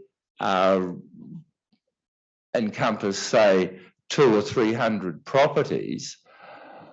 A person 2 streets over is not going to be worried about a high rise next to Mr. Smith. It's Mr. Smith and his immediate neighbours who are going to take that action. But 12-acre woods situation is different because we have an incorporated society which will take that action. So we have much more cohesiveness and we are more likely to take High Court action to fight something which is against our rules and our covenants. I don't think we should have to do that in the light of the presentation we're making today and the fact that 12-acre wood can be classed as a qualifying matter under the legislation. Now, I'll just take that a step further. If you look at the legislation at section 77IJ, that talks about any other matter. That opens it up for the likes of 12-acre wood, in my opinion, and other suitable developments or areas to say, well, we shouldn't be bound by this legislation. Otherwise, why have section 77IJ? So, thank you. Thanks. I've got a few questions here. In your legal submissions, you talk about the green spaces being threatened by intensification. I was just wondering if you could sort of clarify for me how the green spaces are threatened. Is it through sort of overshadowing and that sort of thing? There's not an ability for houses to go on those green spaces. I assume they're held by the society. Is that correct? Yes. Yeah. Yes, they are held by the society. Well, it's sort of a combination, I would think, of matters which are going to threaten the green space. If you have high-rise developments, you're also going to be subject to health and safety regulations. These high trees are going to be maybe affecting that. So that is one point. The other point is that the more people we're going to have in 12-acre wood, the harder it is going to be to maintain our beautiful environment. It's a bit like a dripping tap. That's going to be the start of it, really. People. So, I mean, if we're going to have high rise in 12-acre wood, then it's going to affect not only the ambience, but in time, it's going to affect the trees and the vegetation. Mr. Coombs is going to speak in more detail about it. That's really his area. And could I just add to that, please? Sure. That the green spaces have been designed to accommodate the number of people within the subdivision.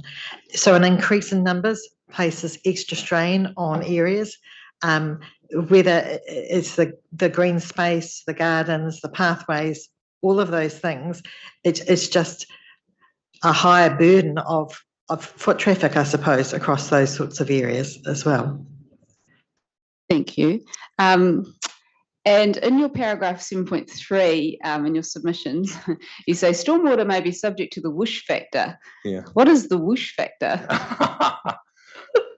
Well, the whoosh factor is when there's a build-up of storm water, it just goes whooshing down the pipes. Okay, thank you. And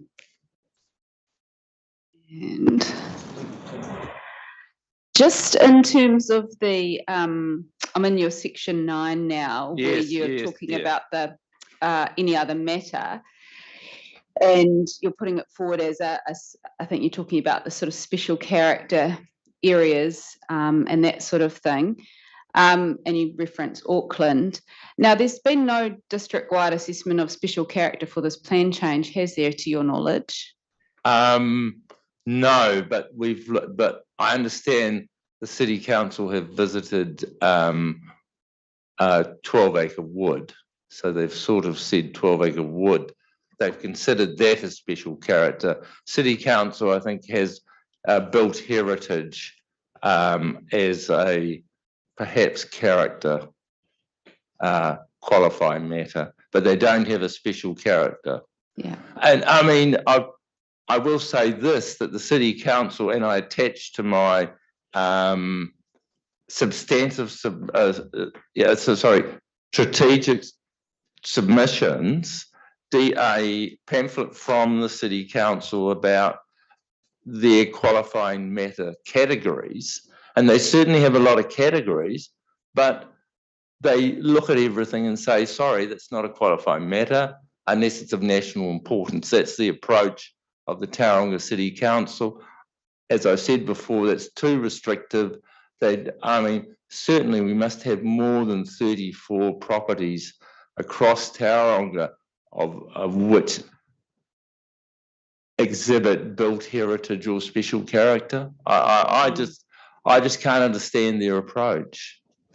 Do you think, in terms of, if a qualifying matter is to be accepted on character grounds, do you think we would need evidence about other areas to compare 12-acre wood to other areas to see whether, there is, I guess, in terms of the character, whether it reaches a certain threshold, or do you think we've got enough information at the moment for 12-acre wood that, notwithstanding other character assessments haven't been done, 12-acre wood would qualify?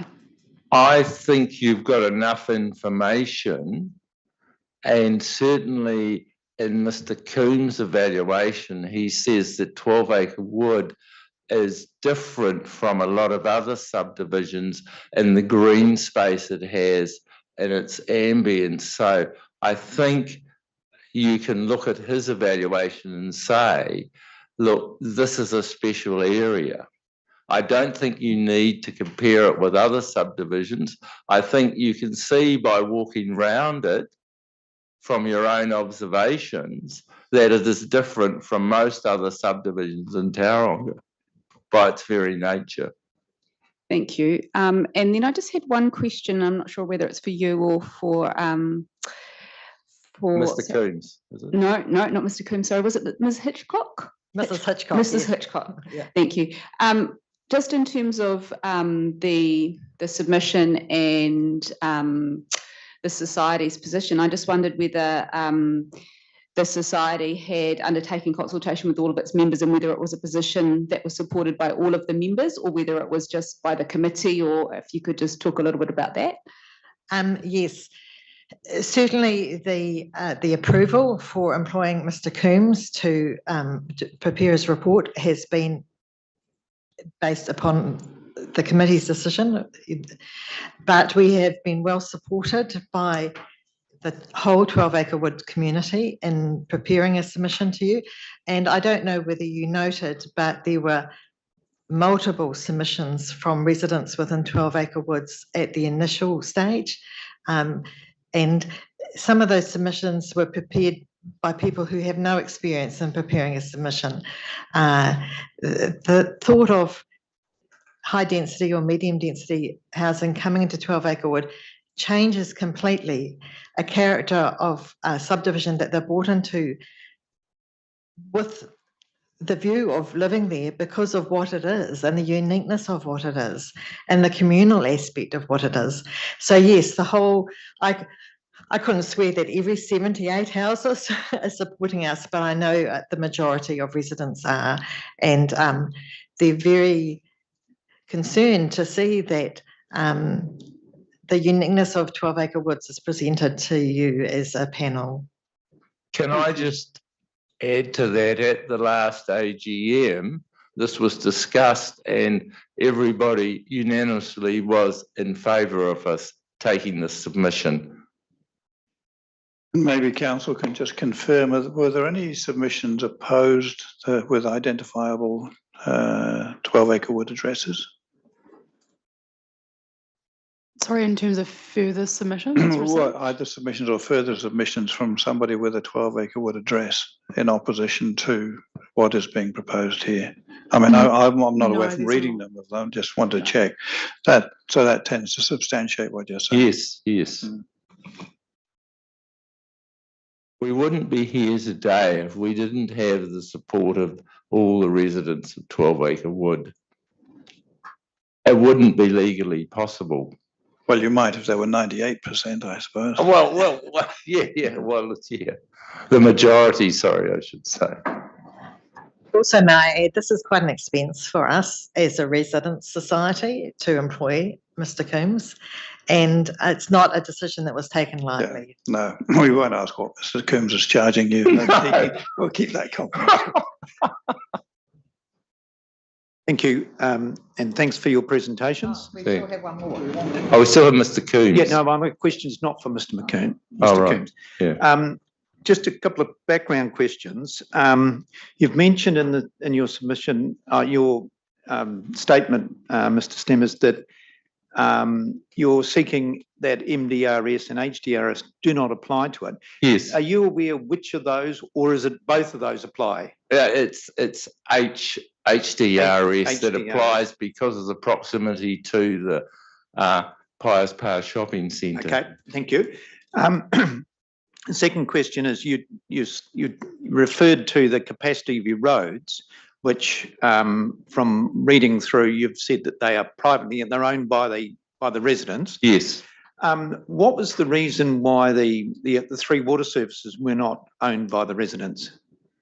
I'm not aware of the reason for that, but I mean, that would go right back to the original development, and I've only been 12-acre wood for 12 years. So, but you're coming back to the roading, you're saying that the design of the road has only got capacity for the 78 residents. I think that's a good point, because we have a 25 kph speed limit, as you possibly saw. Also, the maintenance of the road is quite an issue for us. We do have a sinking fund, but we perceive in the future that when we have to do major maintenance on our roads, that we're going to have to levy members. And if we allow intensification, then that maintenance will only be brought forward and will be increased by the increased traffic. If I could add about roading, please. We have two roads in 12-acre woods. One is Contour Road and one is Jarrah Park Road. We actually have some dedicated spaces that are parking spaces for visitors. Jarrah Park Road in itself is narrower than Contour Ave, and we encourage all residents to park in their own properties and use the parking spaces for visitors. If we increased the number of homes within 12 Acre Woods, I could unequivocally say to you that it would place a strain on parking and roading. Contour Avenue is wider and we have more parking spaces as well, off-road parking spaces that are paved for visitors, but it's also a health and safety issue from my perspective as a member of as the secretary of the committee. We're very conscious of being very careful with the number of cars that are parked on the roadsides, because there is a couple of spots where if you park in the wrong place, visibility is lessened, and if you increase the number of cars parking on the roadsides, I would definitely be concerned from a health and safety perspective. So, okay, thank you. Have you had any advice on whether the road width within 12 Acre Wood would be able to support any further development? We haven't had professional advice on that, no. Okay.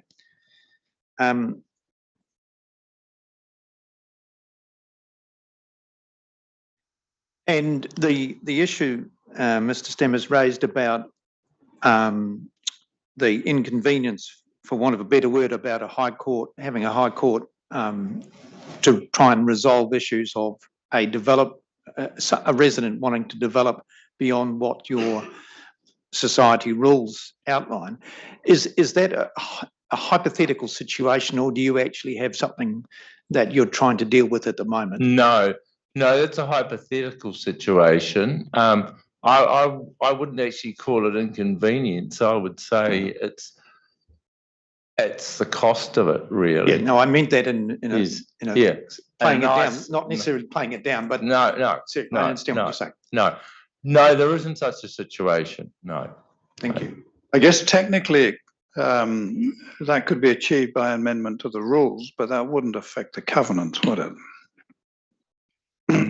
If sufficient numbers of owner residents in actual fact wanted to change the rules to permit more than one, they could do that through the rules, but the covenants would still pertain, wouldn't they? The covenants would have to be changed as well, so it would make it pretty difficult, really. But also, we need a very high number of 75% would have to be residents in favour of allowing intensification, and we don't anticipate that that's ever going to happen, but you can never say never, I suppose. Well, yeah, I was sort of reaching for that number and wondering whether it was just a simple majority or whether it was a 2/3 and so on. No, it's 75%.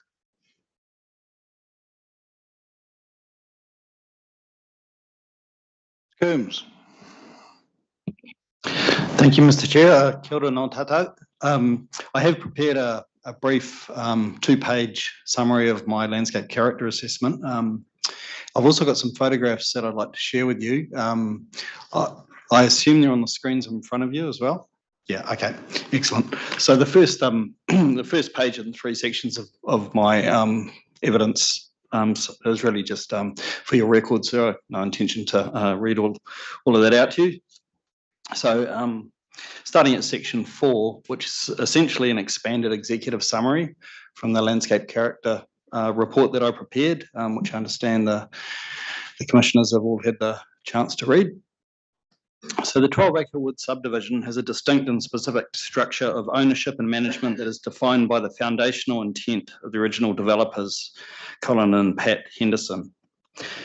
The neighbourhood form, layout and character is deeply connected to the site's history as a farm, an orchard and a tree nursery, incorporating key trees and open spaces into the neighbourhood for the residents to enjoy. You can read the history of the site through these features of the neighbourhood. The desire to maintain and protect a landscape character that is park-like in its form is enshrined through the establishment of the Resident Society and the associated documentation and design guides. The neighbourhood is 9 hectares in total, and it comprises a total of 78 residential lots, covering an area of 6.1 hectares. Green park spaces and walkways, which are 1.3 hectares, and the roading corridors, including the verges, which are 1.6 hectares. Altogether, over 30% of the area of the neighbourhood is dedicated to high quality open spaces for roading, road reserves, central and boundary reserves, walkways and gardens. As a result, the large vegetated areas and communal facilities have been maintained and developed to ensure that the neighbourhood has a parkland setting. The scale of the green spaces and strong community focus on these areas is of a higher importance and a higher standard than other subdivisions within the immediate area and era. Key to this character are the large rural scale trees, which are both physically and metaphorically at the centre of the subdivision and the history of the site. The ability for the subdivision to accommodate such large trees and expansive reserve areas is by design. By limiting the subdivision to 78 single dwelling lots, space has been allowed to enable these large spaces and trees to be contained without encroachment by higher density residential development. And just turning to the key characteristics which exist at 12 Acre Wood. We've got generous green communal space, the public amenities and facilities, which I've got some photographs of and I'll share with you soon. The larger than usual reserve and walkway areas, the rural scale trees and vegetation which are appreciated within and also from outside of the neighbourhood. And as you've already heard, some people specifically visit 12 Acre Wood to come and use those facilities, and they're welcome to. A high level of horticultural maintenance above what is anticipated in surrounding subdivisions. Established vegetated boundaries and entrance area, and a high level of community spirit and engagement, which is enabled by the communal facilities and reserves and the residents' society as an organising body. And so that's probably a good point just to pause and maybe go through the photos. To illustrate this, I'm not quite sure how I'm going to do these, but if we just, yeah. So that's the drawing of the original subdivision layout. We can see it's got a quite an informal character, and we've got this key piece of open space through the centre. On the right-hand side of that plan is Jarrah Park Drive, and the key road right through the that comes down the left-hand side is Contour Ave. So if we just flick to the next slide. This is the aerial photograph just showing it in relation to surrounding residential streets, and we can see a much more informal layout for the roading network, and also the organising green spaces that are generally through the centre and also at the road frontage. Next one, please. This is the original subdivision layout plan, which identified those key green open spaces. And I'd say that most of the taller trees are in that central reserve area, or on lot 25, which you can see just to the north, which is one of the larger kind of leftover lots, which Pat still lives in today. So that allows those bigger trees to be surrounded by enough open space that they don't become a health and safety issue in the short term. Next one, please.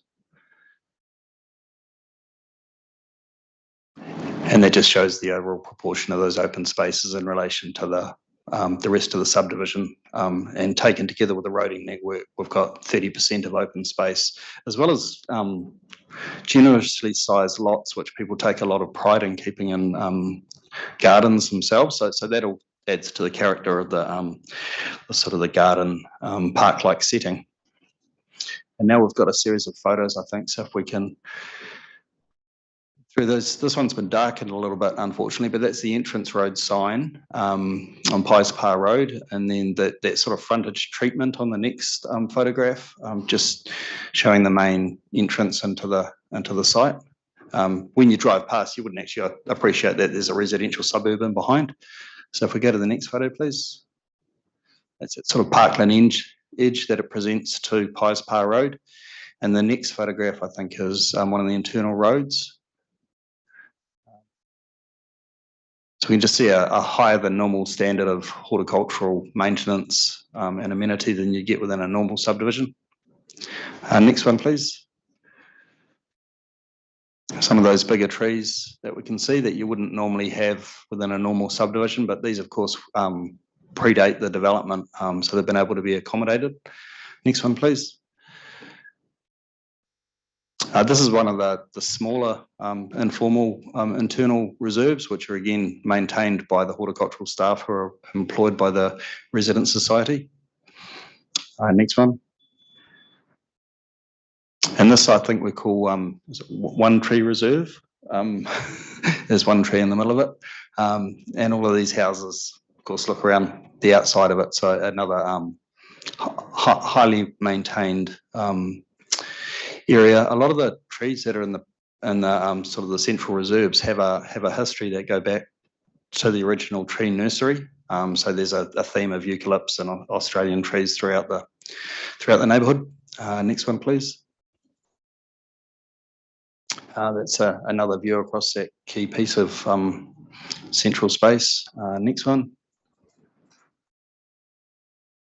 Now, just the very central reserve includes the swimming pool, the tennis court. There's a little library building in there where residents can go in and swap books.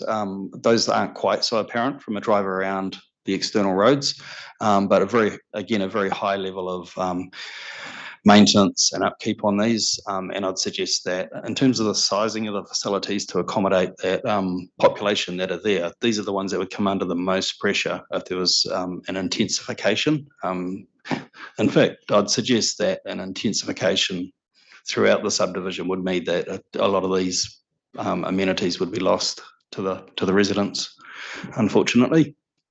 And then I think the next one might be the little central building that's associated with the swimming pool. Next one, please. That's a tennis court, which is well used by the locals in the neighbourhood. Next one. And then we're just, the last couple of photographs just look at a few of the internal walkways which connect a lot of these green spaces up. So again, a high level of maintenance on those. And just on the right-hand side of that is a hedgerow of feijoas. And so there's quite a bit of sort of communal sharing of some of the food crops throughout the reserves. You see little citrus orchards around the neighbourhood as well. Next one, please. And that's the main central walkway that goes through that main reserve. And then I think the last photograph, I think, is of the entrance again.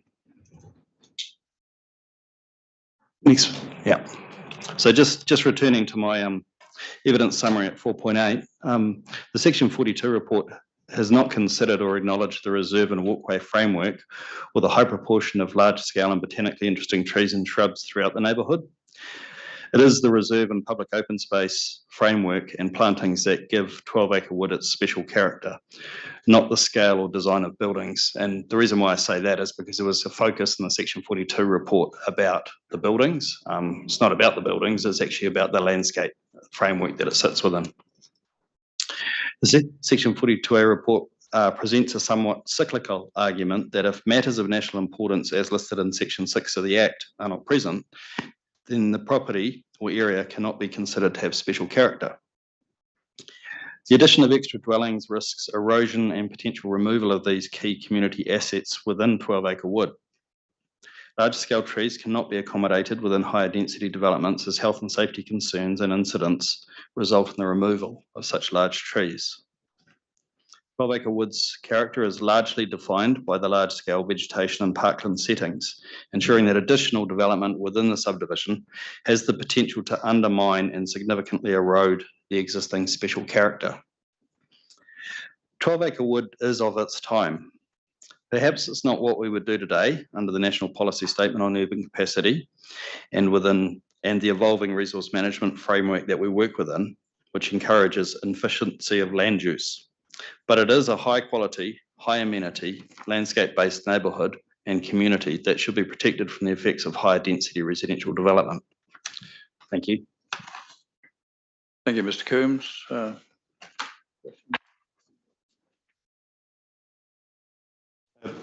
Thank you. At one point, which is probably less relevant now, I think now we've got your evidence, but the report is just attributed to Isthmus rather than to yourself. So I was going to initially check that it's your report. Yes, it is, and that's why I prepared the statement of evidence, just to let you know who I am. And then the only other sort of issue is that you cover in 4.8 when you're talking about the fact that I suppose the qualities and values of the area are more about the landscape and not about the buildings. From our site visit there, I was very conscious that many of the buildings are very different to each other in terms of their materials, and also their scale and design does vary. And I also noticed that front boundaries vary quite significantly in terms of walls or fences or whatever. I suppose the question fundamentally is that the buildings and those boundary treatments are quite dominant elements in the street. Particularly as you've got quite, a number of places, sort of quite large parking areas at the front of the site. So you see very clearly the buildings within the street. Are you content that, notwithstanding the fact that those are such a dominant feature, that the other characteristics that you've sort of outlined, I suppose, are more dominant and the thing that gives the overall values to the area? Because there is a bit of an interplay between those and which is more dominant. Yeah. So there's absolutely an interplay. I guess there's a couple of sides to that. One is that the resident society has not sought a high level of control over the design of the buildings.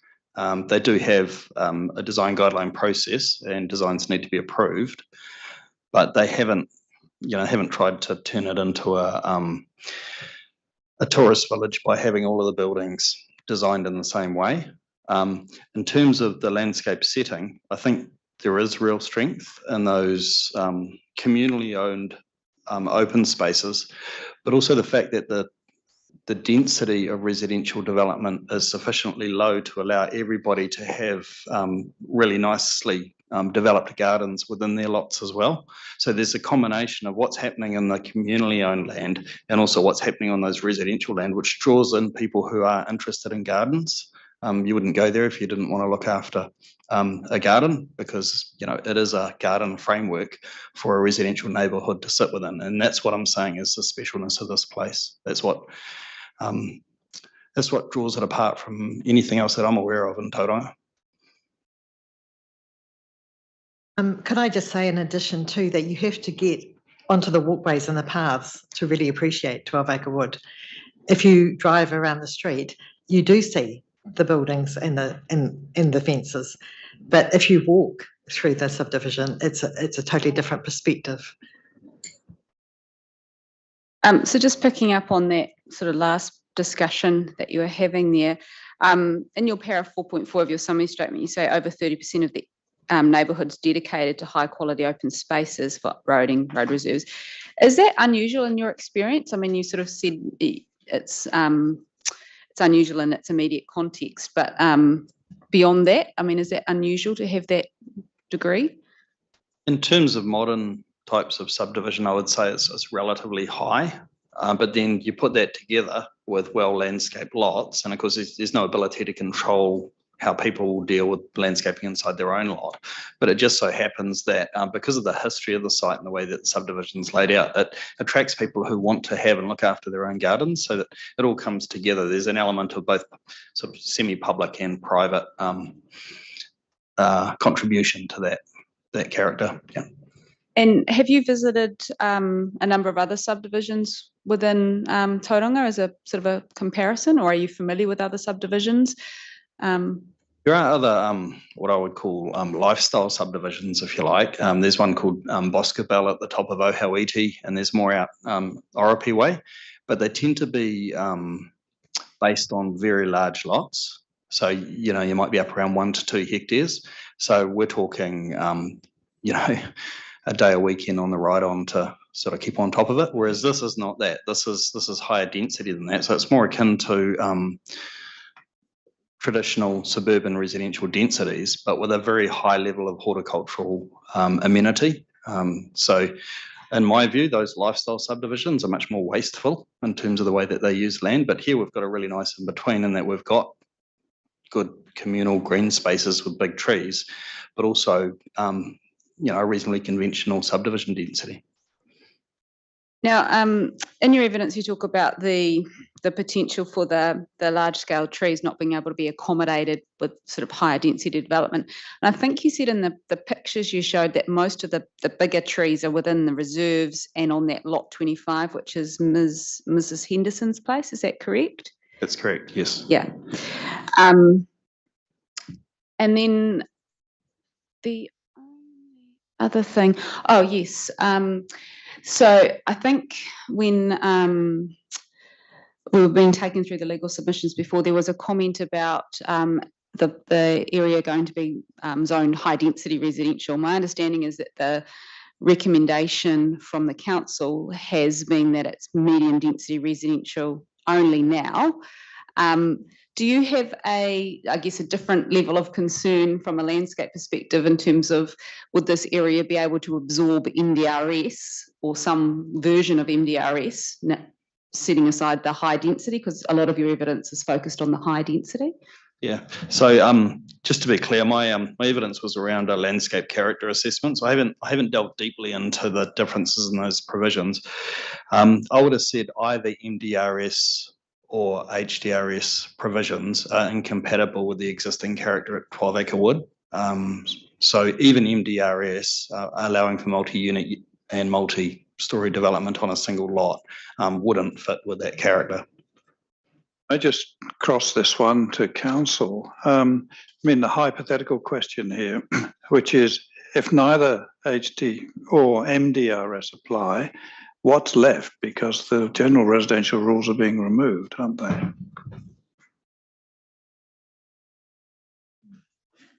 I suppose the question for council is when we're considering the qualifying matter in terms of, I suppose the question would be, what would we be limiting in terms of that height or density? Is it the complete built form in terms of the height, overshadowing, setbacks, etc., or is it the density of one dwelling? And that would, I suppose, give us direction in terms of what would be the most appropriate planning mechanism.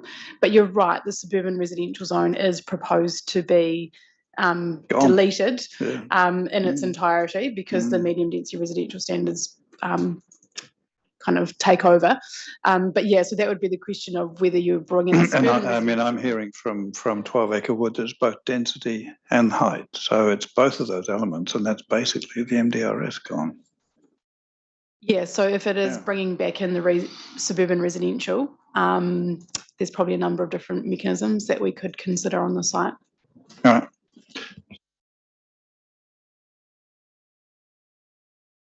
Did you finish? Well, thank you. I don't know if there's any final comments you want to make, Mr. Stemmer. The only final comment I had, I didn't know that the council had changed to medium density because we were originally going to be high density. I wasn't aware of that. Do you have a reflection on that, or would you like to come back on that? I do have a reflection because the council did visit 12 Acre Wood, but they didn't tell us they were going to visit 12 Acre Wood. We would have liked to have shown them around, but they can come back at any time. That's my reflection. As long as they give you what you want.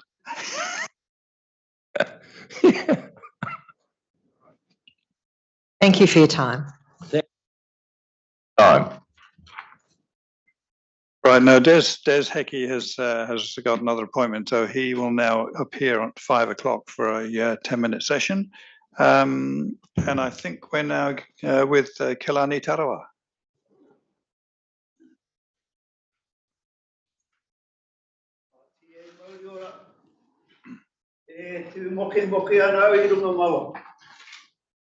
Ia hoki mahara ki a rātou rāna an ho ngā tūpuna o Ngāti Rangi nui a tihei mauri ora. Tēnā e tatahi atu ki a koutou. A kai kaunihana e noko nei i runga i tēnei tēpu. Hei. Kai whakai, kia mātou kōrero, I rungi tēnei kaupapa. Ka tū tēnei he uri whakatūpu o Ngātirangi o Ngātirangi nui. Te tuanei konei mō ngai tamarawa ho. Mā tēnā ko kalani koe tārawa tēnei e mihi atu te au koutou. Tēnā koutou, tēnā tātou katoa. Kia ora.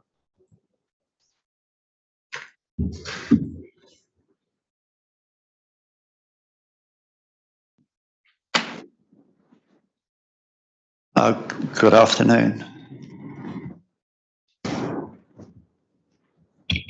I am pleased to be here to represent my hapu and my iwi on this matter. I give apologies for Buddy Makaide, who's currently in France. He's enjoying himself. He keeps sending me photographs of it. He very definitely is enjoying himself. I think the last one was a picture of cold beer. Yes. Yes, as you're aware, I'm here to speak on the cultural viewpoint of maintaining a sightline from the site where we intend to erect the pūtake o te riri whare, a place that will be of local, national and international significance. I'm sure you're also well aware of how important viewpoint from that place to our ancestral maunga will be for everyone that will come and learn about our story.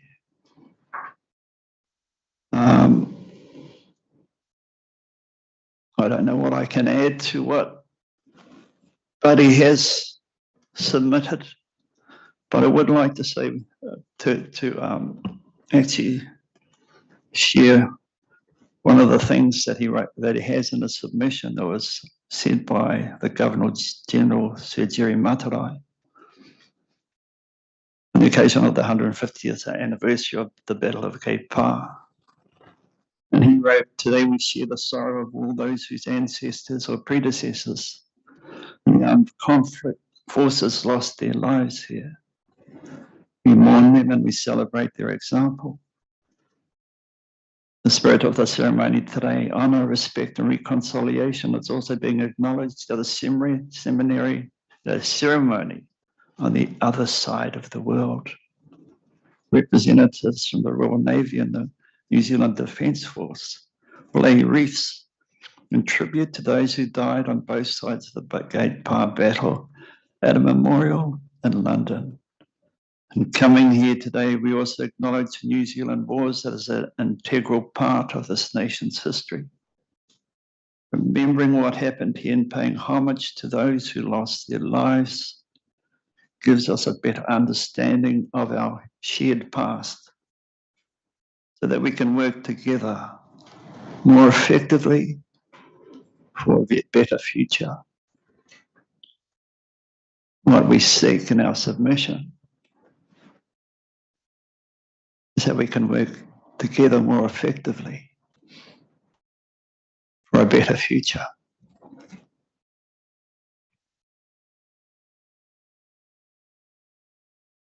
I'm happy to take any questions. Kia ora, Kalani, thank you. Me te tuatahi he te rangatira, e te uri o nai te rangi, tēnei te mihi nunui ki a koe. Tēnā hoki koe I tō mihi mai mātou I te rānei. Kua rangona e mātou, kua pānuitia e mātou te tāpaitanga a Pari Mukaere. He wāhi, kāre e kore, he wāhi whakahirihira tēnei wāhi. Aye. Tēnā koe. Aye. So kei te mōhio mātou I tērā. Aye, and he pātai tāku. So just was wanting to acknowledge Kalani and say that we'd heard his submission, we'd read the submission, and that it is an important place, and we acknowledge that. The question that I have is about the view shaft sightline. I might have this wrong, but I thought I had read that there's currently an issue in terms of that there's not currently a sightline there. Is that correct? Or is there a sightline there? There is a sightline there. And the sightline that is already there will get better as we build. Yeah. And so I guess the desire is to, one, maintain what you've got, but two, not prejudice the ability for that sightline to improve by bringing higher development that might interfere with that sightline. Would that be a sort of a fair summary? Ai, kia ora. Tēnā koe. O, kua pau aku pātai. Tēnei te mihi ki a koe. Kia ora.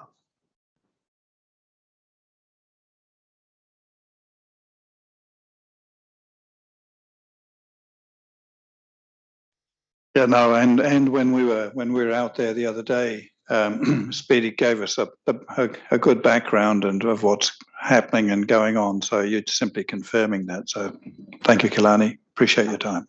Kia ora koutou. Anga mai o mātou whakamanua ki tō mātou maunga ko mau.